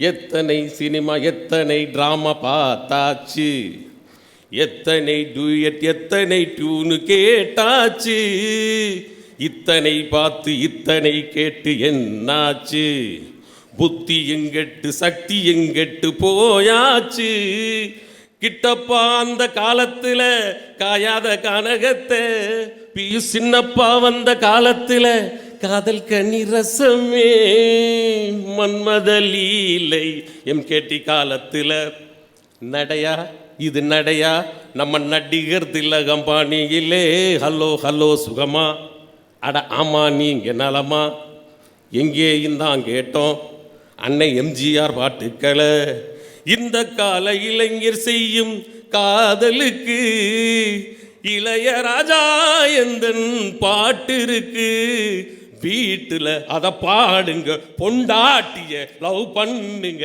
நம்ம தகப்ப கேச்சு தாயும் பேச்ச மதிக்கணும் நீயாக பெண் தேடக்கூடாது எனக்கு இந்த காதல் கசக்குதையா அதுதான் காதல். நாங்கள் கால மாற்றத்தை ஏற்றுக்கொள்கிறோம். என் கலாச்சாரத்தை அழிக்காமல் என் பண்பாட்டை அழிக்காமல் இருந்தால் அதை நாங்கள் ஏற்றுக்கொள்ள தயாராக இருக்கோம். அதுக்கு தான் நீங்கள் சொன்னீங்க. இருந்தாலும் ஒரே ஒரு விஷயம் இதுமே சொல்கிறேன். தமிழ் என்பது என்னன்னு கேட்டதுக்கு பிங்கள நிகண்டு. பிங்கள நிகண்டில் என்ன சொல்கிறது? இனிமையும் நீர்மையும் தமிழன் ஆகும். படித்தவர்கள் இருக்கிறீர்கள் சபை, அதனால் சொல்கிறேன். இனிமையும் நீர்மையும் தமிழன் ஆகும் சொன்னாங்க. அப்ப இனிமை இருக்கிறது. நீர்மை என்று என்னால் வானத்தில் இருந்து பொழிகிற அமுதம் நீர்மை, சேர்த்து வைக்கப்படுகிற நீர் அமுதம், அது நீர்மை. குளிப்பதனால் குளிர்விக்கப்படுகிறது இல்லையா? தண்ணியில குளிர்ந்து குளிக்கிற பாருங்க, அது குளிர்ப்பதனால் குளம். ஊருக்கு உணவு, ஊருக்கு உணவுக்காக சமைப்பதற்காக இருக்கிறது பாருங்க, அதுதான் ஊரணி, ஊருணி. அதுபோல ஏரிக்கு பாசனத்தை ஏர் ஓட்டி பாசனத்தை பெறுவதற்காக தான் ஏரி. கண் நிறைந்த இடமெல்லாம் பெருகி இருப்பது கண்மாய். ஆனால் அந்த இடமெல்லாம் என்ன பண்ணோம்? இன்னைக்கு பிளாட்டு போட்டு வீட்டை கட்டிவிட்டு எல்லாரும் இன்னைக்கு முழிச்சுக்கிட்டு இருக்கிறமே. நீ நீரை புதைத்து விட்டதாக நாம் நினைக்கலாம், நீரை மறைத்து விட்டதாக நினைக்கலாம். ஆனால் நீர் உன்னை பார்க்க வரும்போது நீ எங்கும் போக முடியாமல் திணறியதை இந்த தமிழ்நாடு சந்தித்திருக்கிறதா இல்லையா? என் நிலத்தை, என் மண்ணை எல்லாத்தையும் விட்டெறிஞ்சு விட்டு நீ கலாச்சாரத்தை கொண்டாடுகிற. அப்பார்ட்மெண்ட்ஸில் கலாச்சாரமா? குக்கரில் கலாச்சாரமா? பானையில் பொங்க வச்சது இல்லை, மண்பானையில் பொங்க வச்ச மஞ்சள் கட்டணும், காளையை கொண்டாடணும், அத்தனையும் இல்லை. அப்பார்ட்மெண்ட்டில் விசில் அடித்து கொண்டாடுறோம், அடுத்தவனுக்கு தெரியாமல் கதவை பூட்டிக்கிட்டு சாப்பிட்றோம். இது நம் கலாச்சாரம் இல்லை. எனவே நாம் கொண்டாடுறதில் கூட போலித்தனமாக இருக்கிறது. எனவே நம் தமிழ் பண்பாட்டை காக்க வேண்டிய தர்மத்தின் கட்டாயத்தில் இருக்கிறோம். அதற்கு பொள்ளாச்சியில் இருந்தே தொடங்குவோம் என்று கூறி இந்த பொங்கல் தினத்திற்கு வாய்ப்பளித்த அத்தனை உள்ளங்களுக்கு நன்றி கூறி விடைபெற்றுக் கொள்கிறேன். நன்றி, வணக்கம். கவிஞர்களுக்கே உள்ள ஆவேசம், கவிஞர்களுக்கே உள்ள சமூக அக்கறை, கோபம், அந்த உரத்த குரல், இதெல்லாம் இருந்தால் தான் கவிஞர். அவர் மெதுவாக மென்மையாக பேசினா ஏதோ பேசிக்கிறாருங்கன்னுவோம். அழுத்த திருத்தமாக அவர் மனசில் பட்ட எல்லா கருத்தையும் சொன்னார்.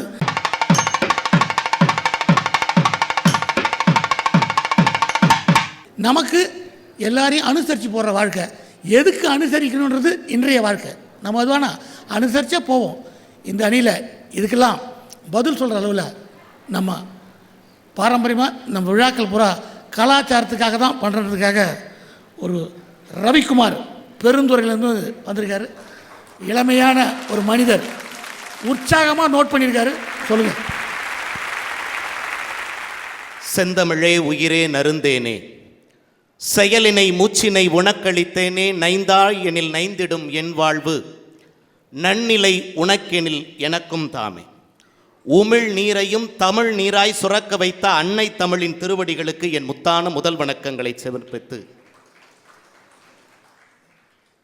கொங்கு மண்டலம் மரியாதை தங்கும் மண்டலம் என்பதை கைதட்டலோடு நிரூபித்து அமர்ந்திருக்கக்கூடிய பொள்ளாச்சி நகர்வாழ் அன்பு நெஞ்சங்கள் அத்துணை பேருக்கும், இல்லத்தின் கண் அமர்ந்தும் இந்த மேடையின் முன் அமர்ந்தும் தமிழர் திருநாளாம் பொங்கல் விழாவினை புதுயுகம் தொலைக்காட்சியின் வாயிலாக கண்டுகளித்துக் கொண்டிருக்கக்கூடிய உங்கள் அத்துணை பேருக்கும் என்னுடைய மனமார்ந்த பொங்கல் நல்வாழ்த்துக்களை முதற்கண் அன்போடு தெரிவித்து மகிழ்கிறேன். போற்றுதலுக்கும் பாராட்டுதலுக்கும் உரிய பாங்கன் இந்த பட்டிமன்றத்தினுடைய குடுமி வைக்காத நாட்டாமையே, சொம்பு இல்லாத பஞ்சாயத்து தலைவரே, மாட்டு வண்டியிலே வராமல் ஏசி போட்ட காரிலே வந்து எங்களுக்காக தீர்ப்பு எழுத காத்திருக்கிற எட்டுப்பட்டி ராசாவே, உங்கள் பாதம் பணிந்து என் வாதம் தொடங்குகிறேன். உடனே கலாச்சாரம் இல்லைன்னு முடிவு பண்ணிடாதீங்க. எனக்கு தனிக்கொடியான பேசின பேச்சு, பாடின பாட்டு, அடே அப்பா பிரம்மாண்டம் பிரம்மாண்டம். ஒரு மேடையில் இப்படித்தான் ஆக்ரோஷமாக பேசினார். கீழே பேசி முடிச்சுட்டு வந்தோன்னே அந்த நிகழ்ச்சி அமைப்பாளர்கிட்ட கேட்டார், எப்படி இருந்தது என் பேச்சு? அந்த நிகழ்ச்சி அமைப்பாளர் கண்ணீரோட கை கொடுத்தார். அற்புதம் சார், 1.5 மணி நேரம் அட்டகாசம் பண்ணீங்க சார், கொழுத்துனீங்க சார், தெரிக்க விட்டீங்க சார். அந்த கடைசியாக ஒரு வார்த்தை சொன்னீங்க பாருங்க சார், அதான் சார் டாப்பு. என்ன, இத்தோடு முடித்துக் கொள்கிறேன்னு சொன்னீங்க பாருங்க. என்ன நடுவர் அவர்களே, நான் கேட்குற கேள்வி, இன்றைக்கு நாம் கொண்டாடுகிற பண்டிகைகள், நான் கேட்குறேன், அண்ணன் நிறைய சொன்னார், குடின்னு எங்கெங்கேயோ போய் அப்படியே பயணிச்சுட்டு வந்தார். இன்னைக்கு அந்த மாதிரி கடையிலேயே எழுதி போட்டிருக்காங்க சார். என்ன தெரியுமா? குடித்தாலும் சாவு, குடிக்காவிட்டாலும் சாவு, ஆகவே குடித்து விட்டு சாவு. ஒருத்தர் ரொம்ப நாளாக கவலையாக இருந்தான், டே இப்படி குடிச்சு கெட்டு போறையே, உனக்கு என்னடா கவலை? என்ன, எல்லாம் கவலை தான் சார். அப்படி என்னடா கவலை? என்ன, இப்படி குடிச்சே கெட்டு போகிறோம்ங்கிற கவலை தான் சார். ஏதோ ஒரு விஷயத்தை நோக்கி போறான். ஒரு காலத்தில் எல்லாம் ஒத்துக்கொள்கிறோம் நடுவர் அவர்களே, மாரடைப்பு வந்து இறந்து போனார்கள். இன்றைக்கு பார் அடைப்பு என்றால் இறந்து போகிற சமூகமாக மாறிவிட்டது. நான் கேட்கிறேன், இந்த குடி கலாச்சாரம் அப்படிங்கிறது ஒரு பொழுதுபோக்கினுடைய அம்சமாக மாறி இருக்கிறது. ஆனால் கலாச்சாரம் என்று வந்து விட்டால், நீங்க கவனிச்சு பாருங்க, ஒரு சின்ன விஷயம் சார். வீட்டில் இருக்கக்கூடிய மனைவியை பற்றி நினைக்கிற ஒரு மனிதன், வீட்டில் இருக்கக்கூடிய தாயை பற்றி நினைக்கிற மனிதன், தன்னுடைய அடுத்த தலைமுறையை பற்றி நினைக்கிற மனிதன் எவனும் அந்த கடைவாசலை மிதிப்பதில்லை என்பதுதான் உலகறிந்த உண்மை. அதுவே குடும்பம் பற்றிய கலாச்சார உண்மை. மறுக்க முடியுமா? என்னமோ சொன்னார், இப்படி எல்லாம் இருக்கு. ஒரு சின்ன வேறுபாடு சொன்னா நீங்க தீர்ப்பு எழுதிடலாங்க ஐயா. கோவிலில் பூசாரியாக இருந்து கொண்டு ஒருவன் குடிப்பது, குடிக்காமல் இருப்பது அழகில்லை. மதுக்கடையில் வேலை பார்த்து கொண்டே ஒருவன் குடிக்காமல் இருக்கிறானே, அதுதான் பண்பாட்டினுடைய உச்சம். இது எதுக்கு நான் சொல்றேன்னா, இன்னைக்கு நீங்க சொன்னீங்க அபார்ட்மெண்ட்ஸ், அடுக்குமாடி குடியிருப்புகள் சென்னையில் எல்லாம் இருக்கு சார். இங்கே பொள்ளாச்சியில் வந்துருச்சான்னு எனக்கு தெரியல. கோயம்புத்தூரில் இருக்கு அபார்ட்மெண்ட்ஸ். மேலையும் சொந்தம் இல்லை, கீழையும் சொந்தம் இல்லை, ஆனால் சொந்த வீட்டில் இருக்கேங்கிறான். அதுக்கு பேர் தான் அபார்ட்மெண்ட். உண்மையா சொல்றேங்க, கோவிலில் பூசாரியாக இருந்து கொண்டு குடிக்காமல் இருப்பது உத்தமம் இல்லை. மதுக்கடையில் வேலை பார்த்து கொண்டே குடிக்காமல் இருக்கிறானே, அதுதான் உத்தமம் என்று சொன்னேன். இப்ப வர விஷயத்துக்கு, மேலையும் சொந்தம் இல்லை, கீழையும் சொந்தம் இல்லைன்னு சொந்த வீடு என்று சொல்லிக்கொண்டு வாழுகிற அடுக்குமாடி குடியிருப்புகளில் இன்றைக்கும் பொங்கல் அன்றைக்காவது ஒரு பூசணி பூவை கடன் வாங்கி மாட்டுச்சாணத்தை பெற்று முன்னால் கோலம் போட்டு கொண்டிருக்கிறார்களே, இன்றைக்கும் பாரத தேசத்தில் கலாச்சாரம் காணாமல் போய்விடவில்லை என்பதற்கு இதுவே அச்சாரம் என்பதை தயவு செய்து மறந்து விடாதீர்கள். நிறைய சொன்னார், இவ்வளவோ வரிசையான குற்றச்சாட்டுகள். உண்மை என்னது? பெரியோர்களை மதிக்கிறார்களா? பெரியோர்களை மதிக்கிறார்களா? ஒன்று கேட்குறேங்க, எப்போவுமே காலில் விழாத இந்த இளம் தலைமுறை நல்ல நாள் அதுவுமா தாங்க பெரியவங்க காலிலேயே விழுந்துகிட்டு இருக்கிறாங்கன்னா, பெரியோரை மதித்தல் என்கிற பண்பு அன்றைக்காவது நிலைநாட்டப்படுகிறது என்று சொன்னால் அது கலாச்சாரத்தை கட்டி காக்கிற, பின்பற்றி வருகிற ஒரு பாங்கு என்பதை தயவு செய்து மறந்து விடாதீர்கள். மேலை நாட்டிலிருந்து தன்னுடைய நண்பனோடு ஒரு இளைஞன் வருகிறான். பொங்கல் பண்டிகை எங்கள் வீட்டில் நடக்குது, வந்து பாருப்பா. கூட்டிகிட்டு வந்தவன் பொங்கல் பண்டிகை, பொங்கல் வச்சாங்க, சாப்பிட்டான். அடுத்த நாள் மாட்டு பொங்கல், மாடுகளை குளிப்பாட்டி வண்ணம் தீட்டி அழகழகாக ஜோராக கூட்டிகிட்டு போனாங்க. பார்த்தான், ஊருக்கு போகிற நேரம் வந்தது. இந்த பையன் என்ன பண்ணா, ஓடி போய் அவங்க பாட்டியுடைய காலில் விழுந்து ஆசீர்வாதம் வாங்கினா. அந்த பாட்டி என்ன செஞ்சா தெரியுங்களா? வயசான கிழவி தன்னுடைய சுருக்கு பையில இருந்து இத்தனோண்டு விபூதியை எடுத்து அப்படி அந்த பேரனுடைய நெத்தியில தூட்டி விட்டான். அப்படி நீட்டிட்டு அந்த சுருக்கு பையில செல்லாத ஒரு ரூபா காசை எடுத்து அந்த பையங்கையில் கொடுத்தான். அவன் வாங்கி 2 கண்ணிலையும் ஒத்திக்கிட்டான். இப்போ இந்த வெளிநாட்டுக்கார கேட்டான், இது என்ன ரொம்ப வேல்யூபிள் காயினா? ரொம்ப வேல்யூபிள் காயினா? இல்லைப்பா, இது எங்கள் ஊரில் 1 ரூபா காசை அந்த பாட்டி கொடுத்தாங்கிறக்காக எடுத்து கண்ணில் ஒத்திக்கிறியே, இதெல்லாம் என்னடா கலாச்சாரம்னா? இப்போதான் இந்த நாட்டு இன்றைய இளைஞன் பதில் சொல்லுகிறான் அந்த வெளிநாட்டு இளைஞனுக்கு. 1 ரூபாய் நோட்டில் அல்ல, 1 ரூபாய் நாணயத்தில் அல்ல கலாச்சாரம். அந்த நாணயத்தை கொடுத்து ஆசீர்வாதம் செய்வதற்கு என் வீட்டில் ஒரு கிழவி இருக்கிறாளே, அதுதான் என் பாரத தேசத்தின் கலாச்சாரம் என்று சொல்ல. வேணும் சார். வீட்டில் மூத்தோர் சொல்லும் முதுநெல்லிக்கனியும் முன்னே கசந்து பின்னே இனிக்கும் என்கிறார்களே, அந்த மூத்தோர்களை பேணுகிற வாழ்க்கையை இன்றைக்கும் வாழ்ந்து கொண்டுதான் இருக்கிறோம். எங்கோ ஒரு வீட்டிலே முதியோர்களை கொண்டு போய் புறந்தள்ளி இருக்கலாம். எல்லோர் வீட்டிலும் தாய் தந்தையரோடு தான் இணைந்து நல்ல வாழ்க்கையை நாம் வாழ்ந்து கொண்டிருக்கிறோம். என்னுடைய அணி சகோதரி ரொம்ப அழகா சொன்னாங்களே, சென்னை கோயம்பேட்டிலிருந்து பேருந்து கிளம்புகிற போது, ஆனால் உண்மையாக சொல்கிறேன் சார், திருவிழா நேரத்தில் பஸ் ஏறவே கூடாது. நான் இன்னைக்கு பார்க்குறேன் பஸ் ஸ்டாண்டில் இந்த பொங்கல் லீவுக்கு வரலாம் அப்படின்னு ஒருத்தன் எந்த பஸ் வந்தாலும் ஓடுறான். எந்த பஸ்ஸுக்கடா ஏற போகிறேங்கிறேன். என் பஸ் 2 மணிக்கு தான் சார் வரும், இப்போவே ஓடி ட்ரெயின் அப் பண்ணிக்கிறேங்க. வித்தியாசமாக இருக்கேன் சார்.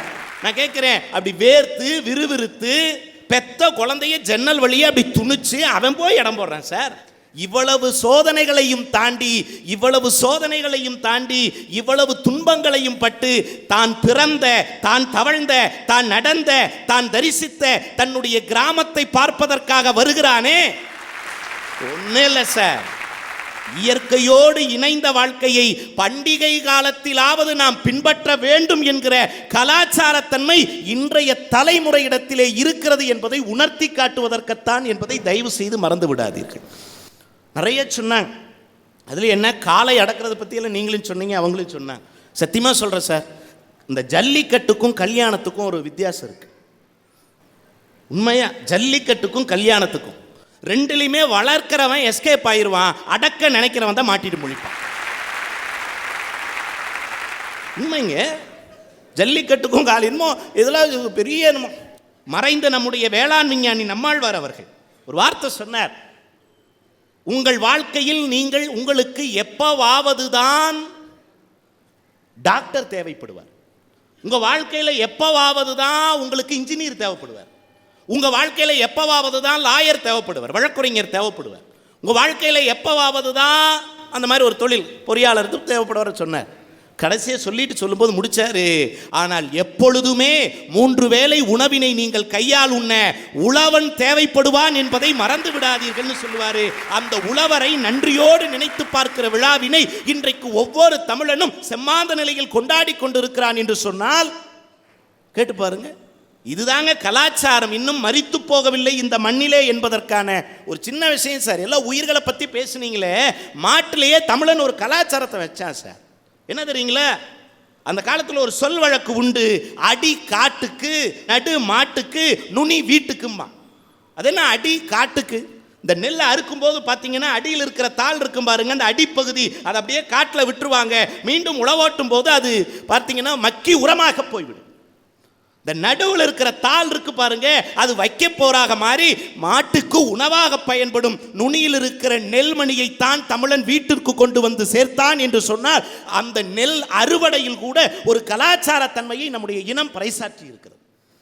இல்லைன்னு சொல்ல முடியுமா? இன்னைக்கு அந்த மாடுகள்லாம் எப்படி இருக்குது அதுன்னு சொன்னாங்க. பொங்கல் வாழ்த்துக்கள்லாம் இன்னைக்கு இல்லை சார், அட்டையில் வருது சார். எனக்கெல்லாம் ஒருத்தன் பொங்கல் வாழ்த்து அனுப்புனேன் சார். என்னுடைய மதிப்பிற்குரிய மாணவன், மாண்புக்குரிய மாணவன். காலையில் பொங்கல் அன்னைக்கு போன வருஷம் வந்தது, என்னால் மறக்கவே முடியாது. அழகாக கவிதை வடிவில், நான் தமிழ் ஆசிரியர், அதனால் கவிதை வடிவில் எழுதினேன். லாரியில் கரும்பை ஏற்றினோம்னா வேணும் காசு. கரும்பு மேலே லாரி ஏறுச்சுன்னா அதுக்கு பேர் ஜூஸ். இதை உட்கார்ந்து பொங்கல் அன்னைக்கு படிக்கிறியே நீ ஒரு லூஸ். சார், நம்ம மாணவனுக்கு இந்த அளவுக்கு எழுதக்கூடிய திறமை இருக்கே நினைச்சு நான் சந்தோஷப்பட்டேன்னா, இன்றைக்கு அப்படிப்பட்ட நிலையிலே நாம் மகிழ்ச்சியை எப்படி எடுத்துக்கொள்கிறோம் என்பதில் தான் வாழ்க்கை இருக்கிறது என்பதை தயவு செய்து மறந்து விடாதீர்கள். பாவாணர் ரொம்ப அழகா சொன்னார், நன்றாய் உடுப்பதும் நன்றாய் உண்பதும் மட்டுமே நாகரீகமாகாது, நன்றாய் வாழ்வதற்கு பெயர்தான் வாழ்க்கை. அப்படிப்பட்ட கலாச்சார வாழ்க்கையை இன்றைக்கு நாம் வாழ்கிறோமா இல்லையா? சார், வீட்டில் மாடு இருக்கிறவங்க மாட்டை குளிப்பாட்டி மாட்டு பொங்கல் கொண்டாடுவாங்க. மாடு இல்லாதவர்கள் கூட தங்களுடைய வளர்ப்பு பிராணிகளை குளிப்பாட்டி அதற்கு பொட்டு வைத்து கொண்டாடுகிற அந்த உயிர்நேய கலாச்சாரம் இன்றைக்கும் இருக்கிறது. உங்கள் வீட்டில் கூட வளர்ப்பு பிராணி வளர்க்கிறத பற்றி ரொம்ப அழகாக சொன்னீங்க. இன்னைக்கு இருக்கு சார், பூனைக்குட்டிக்கு பொட்டு வைக்கிறான் சார். மாட்டுக்கு பொட்டு வச்சு கேள்விப்பட்டிருக்கிறோம், பூனைக்குட்டிக்கு பொட்டு வைக்கிறான். எங்கள் வீட்டில் இருக்க ஒரு நாய்க்குட்டிக்கு நாங்கள் யூனிஃபார்ம் போட்டிருக்கோம். அருமை. எவ்வளோ சீருடை கலாச்சாரத்தோடு நீங்கள் வளர்த்துக்கிட்டு இருக்கீங்க, இல்லைன்னு நீங்கள் மறுக்க முடியுமா? ஒரே ஒரு விஷயம் சொல்லி நிறைவு செய்கிறேன் நடுவர் அவர்களே. இன்றைக்கு இந்த கொங்கு தேசத்தில் மட்டுமல்ல, தமிழர்கள் எங்கெல்லாம் நிறைந்திருக்கிறார்களோ அங்கே பொங்கல் பண்டிகையின் போது தன்னுடைய மகள் வாழுகிற வீட்டிற்கு பொங்கல் சீர் என்று கொடுத்து அனுப்புகிற வழக்கத்தை வழக்கமாக வைத்திருக்கிறார்கள். அந்த காலத்தில் இந்த மாமன் கொண்டு வருவான் சார் பொங்கல் சீர். அப்படியே அதுக்கு நம்ம ஊரில் ஒரு நாட்டுப்புற பாட்டு உண்டுங்க. மழை வருது நெல்லு குத்துங்க, 5 படி அரிசி போட்டு முறுக்கு சுடுங்க. அது என்ன தெரியுங்களா? அந்த சீரு கொண்டு வர்ற மாமனுக்கு சுட்டு வையுங்க, சும்மா வர்ற மாமனுக்கு சூடு வையுங்க. அம்மாள் பார்த்தீங்களா? இதை உங்களுடைய நண்பர் கவிப்பேரரசு வைரமுத்து ரொம்ப அழகாக எழுதினாரு. ஆட்டுப்பால் குடிச்சா அறிவழிஞ்சு போகும்னு, எருமை பால் குடிச்சா ஏப்பம் வந்து சேரும்னு, காராம்பசு ஓட்டி வாராண்டி தாய்மாமே. அடுத்தது உறவு கலாச்சாரத்தை சொன்னார் பாருங்க. வெள்ளியில் சங்கு செஞ்சா விலைக்கு வைக்க வேணும்னு, தங்கத்தில் சங்கு செஞ்சு தாராண்டி தாய்மாமன்னு சொன்னா உறவுகளை பேணுகிற கலாச்சாரம் வாழுகிற மண்ணிலே பண்டிகைகள் கொண்டாடப்படுவதனுடைய நோக்கம் பண்டிகைகள் கலாச்சாரத்தை பின்பற்றித்தான் கொண்டாடப்பட்டு கொண்டிருக்கிறது என்பதை தயவு செய்து மறந்து விடாதீர்கள். ஒரே ஒரு விஷயம், உழைப்பாளர் தினம் மேலாம் சொன்னாங்க. நீங்கள் தலைநகரத்திலேருந்து வரீங்க. இன்றைக்கு தலைநகரமா அது சிலை நகரமானே தெரியல. எல்லா பக்கம் சிலைகள். அதை தான் ஒரு புதுக்கவிஞன் எழுதினான். அண்ணன் தனிக்கொடியை போல ஒரு சிந்திக்கக்கூடிய ஒரு கவிஞன் எழுதினான், தலைநகரம் இன்றைக்கு அது சிலை நகரம். அந்த சிலைகளிலும் கூட தலைவர்கள் பேசிக்கொண்டே இருக்கிறார்கள், ஆனால் உழைப்பாளிகள் மட்டும் சிலையாக இருந்தாலும் உழைத்துக்கொண்டே இருக்கிறார்கள் என்று அற்புதமாக ஒரு பதிவு செய்யும். எல்லா நாளும் உண்மையை சொல்றேங்க, உழைக்காத நாளெல்லாம் வீணாத நாட்களே என்று வாழுகிற தமிழ் சமுதாயத்திலே ஏதோ பொழுதுபோக்கிற்காக கொண்டாட்டத்திற்காக இல்லை நடுவர் அவர்களே. அது ஏதோ புற்றீசல் போல சில நேரங்களில் அந்த கொண்டாட்டம் இருக்கிறது.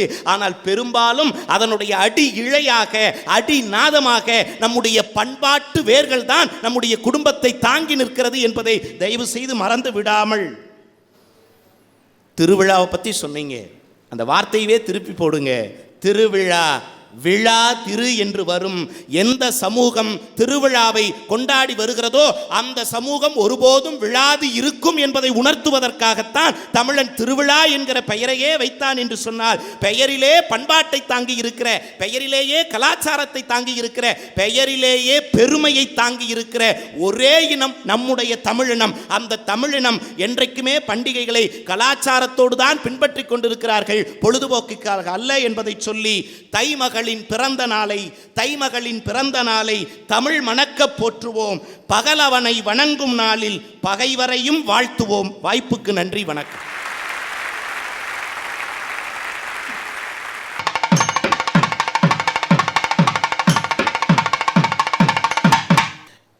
விஞ்ஞானம் எந்த அளவுக்கு இன்னைக்கு போயிட்டு இருக்குன்னா, ஒரு 500 வருஷத்து வளர்ச்சியை இன்னைக்கு செல்ஃபோனும் இன்டர்நெட்டும் கம்ப்யூட்டரும் கொடுத்துருக்கு. ஒரு ஆதி மனித காலத்தில் சொல்கிறாங்க, ஒரு கல் உருண்டு வந்தால் அதை சக்கரமாக்கிறதுக்கு வீலாக உருவாகிறதுக்கு 5000 வருஷம் ஆச்சான். இன்றைக்கி அப்படி இல்லை. பசங்க நம்மக்கிட்ட பேசிட்டே இருக்கலாம், இங்கே மெசேஜ் அனுப்பிச்சிட்டே இருக்கான். வாட்ஸ்அப் என்னென்னா இன்விடேஷனை வாட்ஸ்அப்பில் அனுப்புங்க. என்னையா அது முறை, போய் அவங்கள வாங்க அப்படின்னு வணங்கி கூப்பிடணும். இல்லை சார், எதுக்கு உங்களுக்கு பெட்ரோல் வேஸ்ட்டு, நடந்து போய் அவங்க இருக்கணும், இல்லை எதுக்கு இந்த வாட்ஸ்அப் கலாச்சாரம்னா? அதில் ஒருத்தர் சொல்லிட்டான், வாட்ஸ்அப்பில் கல்யாணத்தை கூப்பிட்றான், வந்து வாழ்த்தவொன்று. அவன் ஒன்று மணமக்கள் வாழ்க்கை சொல்லிட்டு ஒரு 100 ரூபாயை ஸ்டில் எடுத்து வாட்ஸ்அப்லேயே அனுப்பிச்சிட்டான். விஞ்ஞானத்தை கூட போனால் விஞ்ஞானம் இப்படி தான் போகுது. நான் 3 நாளைக்கு முன்னாடி திருச்சி கிட்ட இருக்கிற ஒரு கிராமத்துக்கு நான் வந்தது காரணம், அமெரிக்காவில் நியூ ஜெர்சியில் இருக்கிற சிவராமன் ஜீவா என்ற தம்பதியருடைய, அவங்க நாங்கள் அமெரிக்கா போனப்போ எங்களை பார்த்துக்கிட்டாங்க, குடும்ப நண்பர்கள். அவங்க எனக்கு கூப்பிட்டது எதுக்குன்னா, அந்த சிவராமனுடைய தந்தையார் அவருக்கு 100 வயது, 100வது வயசு பிறந்தநாள் கொண்டாடுறாங்க, அதுக்கு வாங்கினாங்க. எனக்கு என்ன அது, இவங்க அமெரிக்காவில் இருக்கிறாங்க, இது ஏதோ ஒரு சந்து பூந்தில் கிராமம். பார்த்தா அந்த உறவுகள்லாம் ஒன்றா சேர்ந்து, எங்கள் கொள்ளு தாத்தா, இவர் எங்கள் பெரியப்பா, எங்கள் பெரியப்பா ஒருவரும் அந்த பேரன் பேத்தி எல்லாம் வந்து காலில் வந்து அந்த பெரிய மனுஷன்கிட்ட ஆசீர்வாதம் வாங்கினா பாருங்க. நாங்கள் காலில் வந்தோடனே அவருக்கு எங்கே அர்ச்சகன்னு தேடல, ஆனால் காலில் விழுந்தால் ஆசீர்வாதம் பண்ணணுன்னு அந்த மனுஷனுக்கு தோணுச்சு. அப்படிப்பட்ட ஒருவருக்கு 100வது பிறந்தநாள். அதில் நான் கலந்துக்கும் போது அடேங்கப்பா, இவருக்கு 100 வயசாகுது, அவருடைய கட்டுப்பாடு ஒழுக்கம் எல்லாம். ஆனால் அதை சந்தோஷப்படுறதுக்கு அமெரிக்காவிலேருந்து அத்தனை பேரும் ஃப்ளைட்டு பிடிச்சி வராங்கன்னா சொர்க்கமே என்றாலும் அது நம்ம ஊர் போலாகுமா? யாராக இருந்தாலும் எங்கள் அப்பா போரி ஆகுமா? அப்பாவுக்கு என்ன வயசானாலும் அவர் அப்பா தானே. அந்த வகையில் அத்தனை பேரும் கொள்ளு பேரன். நான் சொன்னேன், பிள்ளைகள் இன்பம், பேரப்பிள்ளைகள் பேரின்பம். அது இங்கே தான் இந்த உறவுகள் தான் சொல்லிக் கொடுக்குது.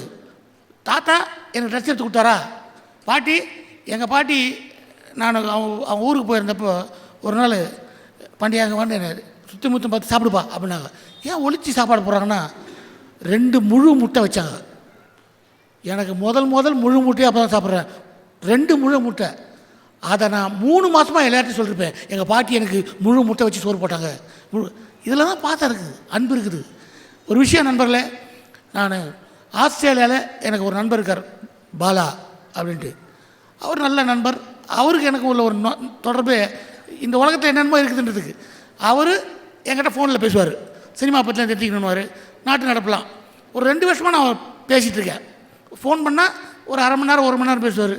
நான் வேணாங்கன்னா அவர் பில்லு தானே போகுது அப்படின்னு பேசுறது, நல்ல மனுஷன் தானேன்ட்டு. திடீர்னு ஒரு நாள் நான் ஒரு படப்பிடிப்பில் இருக்கேன்.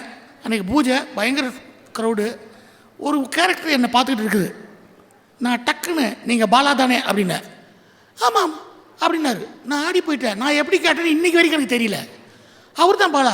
குரல் மட்டுமே கேட்டிருக்கேன், அந்த உருவத்தை பார்த்ததே இல்லை. பார்த்தவொன்னே ஏதோ ஒரு வைப்ரேஷன்.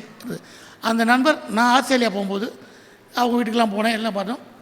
அவர் மனைவி ஒரு பல் டாக்டர், அவர் மகன் இவங்க எல்லாம் தொட்டு என்னை சிட்னி கூப்பிட்டு போகிறாங்க. சிட்னி கூப்பிட்டு போகும்போது திடீர்னு பக்கத்து தெருவில் தான் எங்கள் அம்மா இருக்காங்க, ஒரு வாட்டி பார்த்துட்டு போகலாமா அப்படின்னு. வாங்க போகலாம் அப்படின்னா நானே என் மனைவி எல்லாம் போகிறோம். போன உடனே அந்த அம்மாவுக்கு வந்து ஒரு சுகர் பேஷண்ட்டு, இவருடைய அம்மா. அவங்க காலில் டேபிளில் வச்சுட்டு உட்காந்துருக்காங்க. இவங்க அக்கா வீட்டில் இருக்காங்க. நாங்கள் போன உடனே என்னை பார்த்து, பாண்டியராஜன் நீ நடிக்கிறல்லவா, ஐயோ என் பையனுக்கு தெரியுமா, அந்த மாதிரி துடிக்கிறாங்க. நான் அதுக்கப்புறம் எல்லாம் பேசலாம் இருந்துட்டு நானும் என் மனைவியும் அவங்ககிட்ட காலில் விழுந்து ஆசீர்வாதம் வாங்கினோம். பாலாவுடைய பசங்க கார்லேயே இருக்கிறாங்க, அவருடைய மகளும். அவங்க மனைவி வந்து அப்படி ஓரமாக நின்றுருந்தாங்க. நான் எல்லாம் முடித்து வண்டி ஏறும்போது, நீங்கள் பாலா இதுக்கு முன்னாடி அம்மாவை எப்போ பார்த்தீங்கன்னாரு. நான் சென்ற வருடம் பார்த்தேன் அப்படின்னாரு. ஏங்க பக்கத்து தெருலேயே இருக்காங்க, அவங்களுக்கு உடம்பு சரியில்லை, அடிக்கடி நீங்கள் போயிட்டு அம்மா எப்படி இருக்கிறீங்கன்னா, அதானுங்க மெடிசனு, அது எங்கே போய் கேட்கலன்னு அவர் அப்படியே யோசிச்சார். அப்புறம் உங்கள் மனைவி பேசாமே நின்றுந்தாங்க, அவங்களுக்கு பேச தோணல. பசங்க 2 பேர் கார்லேயே இருந்தாங்களே, அவங்க 2 பேரும் வந்து பாட்டி நல்லா இருக்கீங்களா பாட்டின்னு அவங்க காலில் விழுந்து ஆசீர்வாதம் கேட்டாங்கன்னா, பாட்டிக்கு எவ்வளோ சந்தோஷமாக இருக்கும் பேர பிள்ளைங்களாம் வந்தாங்கன்னு. அப்படின்னு அவர் எப்படி ஊற்று கவனிச்சார். நான் இப்போ வண்டியில் போகும்போதெல்லாம் இதெல்லாம் பண்ணணுங்க, இதான் என்ன இருக்குது, அம்மானா அவங்களுக்கு நோய்க்கு மருந்து விட இந்த அன்பு தானங்க வேணும், எல்லாம் சொல்லிட்டு போனேன். அந்த மனிதன் நான் ஆஸ்திரேலியா விட்டு கிளம்பும்போது என்கிட்ட ஒரு நோட் புக் கொடுத்தாரு. என்னங்க என்ன எப்படிலாம் நான் வாழணும், எப்படிலாம் எல்லாத்தையும் நடந்துக்கணும்னு எனக்கு எழுதி கொடுங்கன்னாரு. இதுதான் எனக்கு தமிழ்நாட்டு உறவுகள் சொல்லிக் கொடுத்த பாடம். இங்கே தான் அதை கற்றுக்கிட்டோம். அம்மானா எப்படி, அப்பா கிட்ட எப்படி பேசணும், அண்ணங்கிட்ட எப்படி பேசணும், பாசம். ஒரு நோட் புக் போட்டு கற்றுக் கொடுத்தால்தான் அவர் நல்லவர் கெட்டவரெல்லாம் கிடையாது, நல்ல மனுஷன். ஆனால் இப்படிலாம் நடந்துக்கினா தான் நல்லா இருக்குன்றத மறந்து போயிட்டார். நம்மளும் அதை மறந்து போக வேணாம். இந்த பொங்கல் திருநாளில் உறவுகள் எல்லாம் நினச்சி பார்த்து அண்ணனா தம்பியா பகை வந்தால் போயிடணும். ரொம்ப அதை டெவலப் பண்ணக்கூடாது. பொண்டாட்டி கூட சண்டையாக போயிடணும். எவ்வளோ சீக்கிரம் சாரி கேட்குறோமோ அதான் நல்ல வாழ்க்கை. பொண்டாட்டிக்கிட்டேயும் புருஷங்கிட்டையும் ஒருத்தருக்கு ஒருத்தர் சீக்கிரமாக சாரி கேட்டோம்னா அதான் நல்ல வாழ்க்கை. அதை நம்ம கலாச்சாரம் சொல்லிக் கொடுக்கணும். இவ்வளோ பேர் பேசும்போது இல்லை, உரிமையோடும் நாங்கள் தமிழர்கள், எங்களுக்கு பண்பாடு, எங்கள் கலாச்சாரம்னா சும்மா இல்லை, ஒரு விஷயமும் நம்மளை ஊட்டி வளர்த்துருக்கு. இந்த பண்டிகைகளில் அதை இன்னும் கொஞ்சம் மிகப்படுத்தி எல்லாரையும் கூப்பிட்டு சந்தோஷமாக பாடி, அதாவது ஒருத்தரும் அந்த பாட்டு பாடும்போதெல்லாம் இந்த பாட்டில் இவ்வளோ அர்த்தம் இருக்குதா, அப்போ தான் தெரியுது. அதை ரிப்பீட் பண்ணணும். காதல் கசகதாவே இப்போது சார் பாடும்போது நான் இன்னும் உத்து கவனித்தேன், அடேங்க அப்பான்னு. கேட்டோம் விட்டோன்னு இருக்கக்கூடாது. இந்த பந்த பாசம்லாம் ஒரு பொண்ணு அம்மா மேலே பாசமாக இருக்குது, ரைட்டு. அதை எப்படி வெளிப்படுத்துறது? சாப்பாடு வச்சாங்க, அம்மா சூப்பர்மா, பிரியாணி சூப்பர்மா, பையன் அம்மா மீன் குழம்பு சூப்பராக இருந்துச்சுமா, இப்படி ஒரு வார்த்தை சொன்னால் அந்த அம்மாவுக்கு எவ்வளோ சந்தோஷமாக இருக்கும். இதை நம்ம உறவுகள் தான் சொல்லுது. நல்ல நாளில் பெரியவங்க கிட்ட ஆசீர்வாதம் வாங்குங்க. முடிஞ்சால் ஒரு கட்டி பிடிச்சி ரொம்ப நன்றி எங்கள் இந்த உலகத்தில் வாழ வச்சு சொல்லுங்கள். இதுதான் வெற்றி. பண்டிகைகள் நம்ம கலாச்சாரத்தை வளர்க்குது, நமக்கு ஞாபகப்படுத்துது. ஆக பண்டிகை எப்போ வரும்னு வெயிட் பண்ணும்போது பண்டிகை வந்த அன்றைக்கி அதை மறந்துடாதீங்க. எல்லாத்தையும் பாசமாகவும் அன்பாகவும் இருங்க. நம்ம வாழ்க்கை மேலும் மேலும் வளரும். நன்றி, வணக்கம்.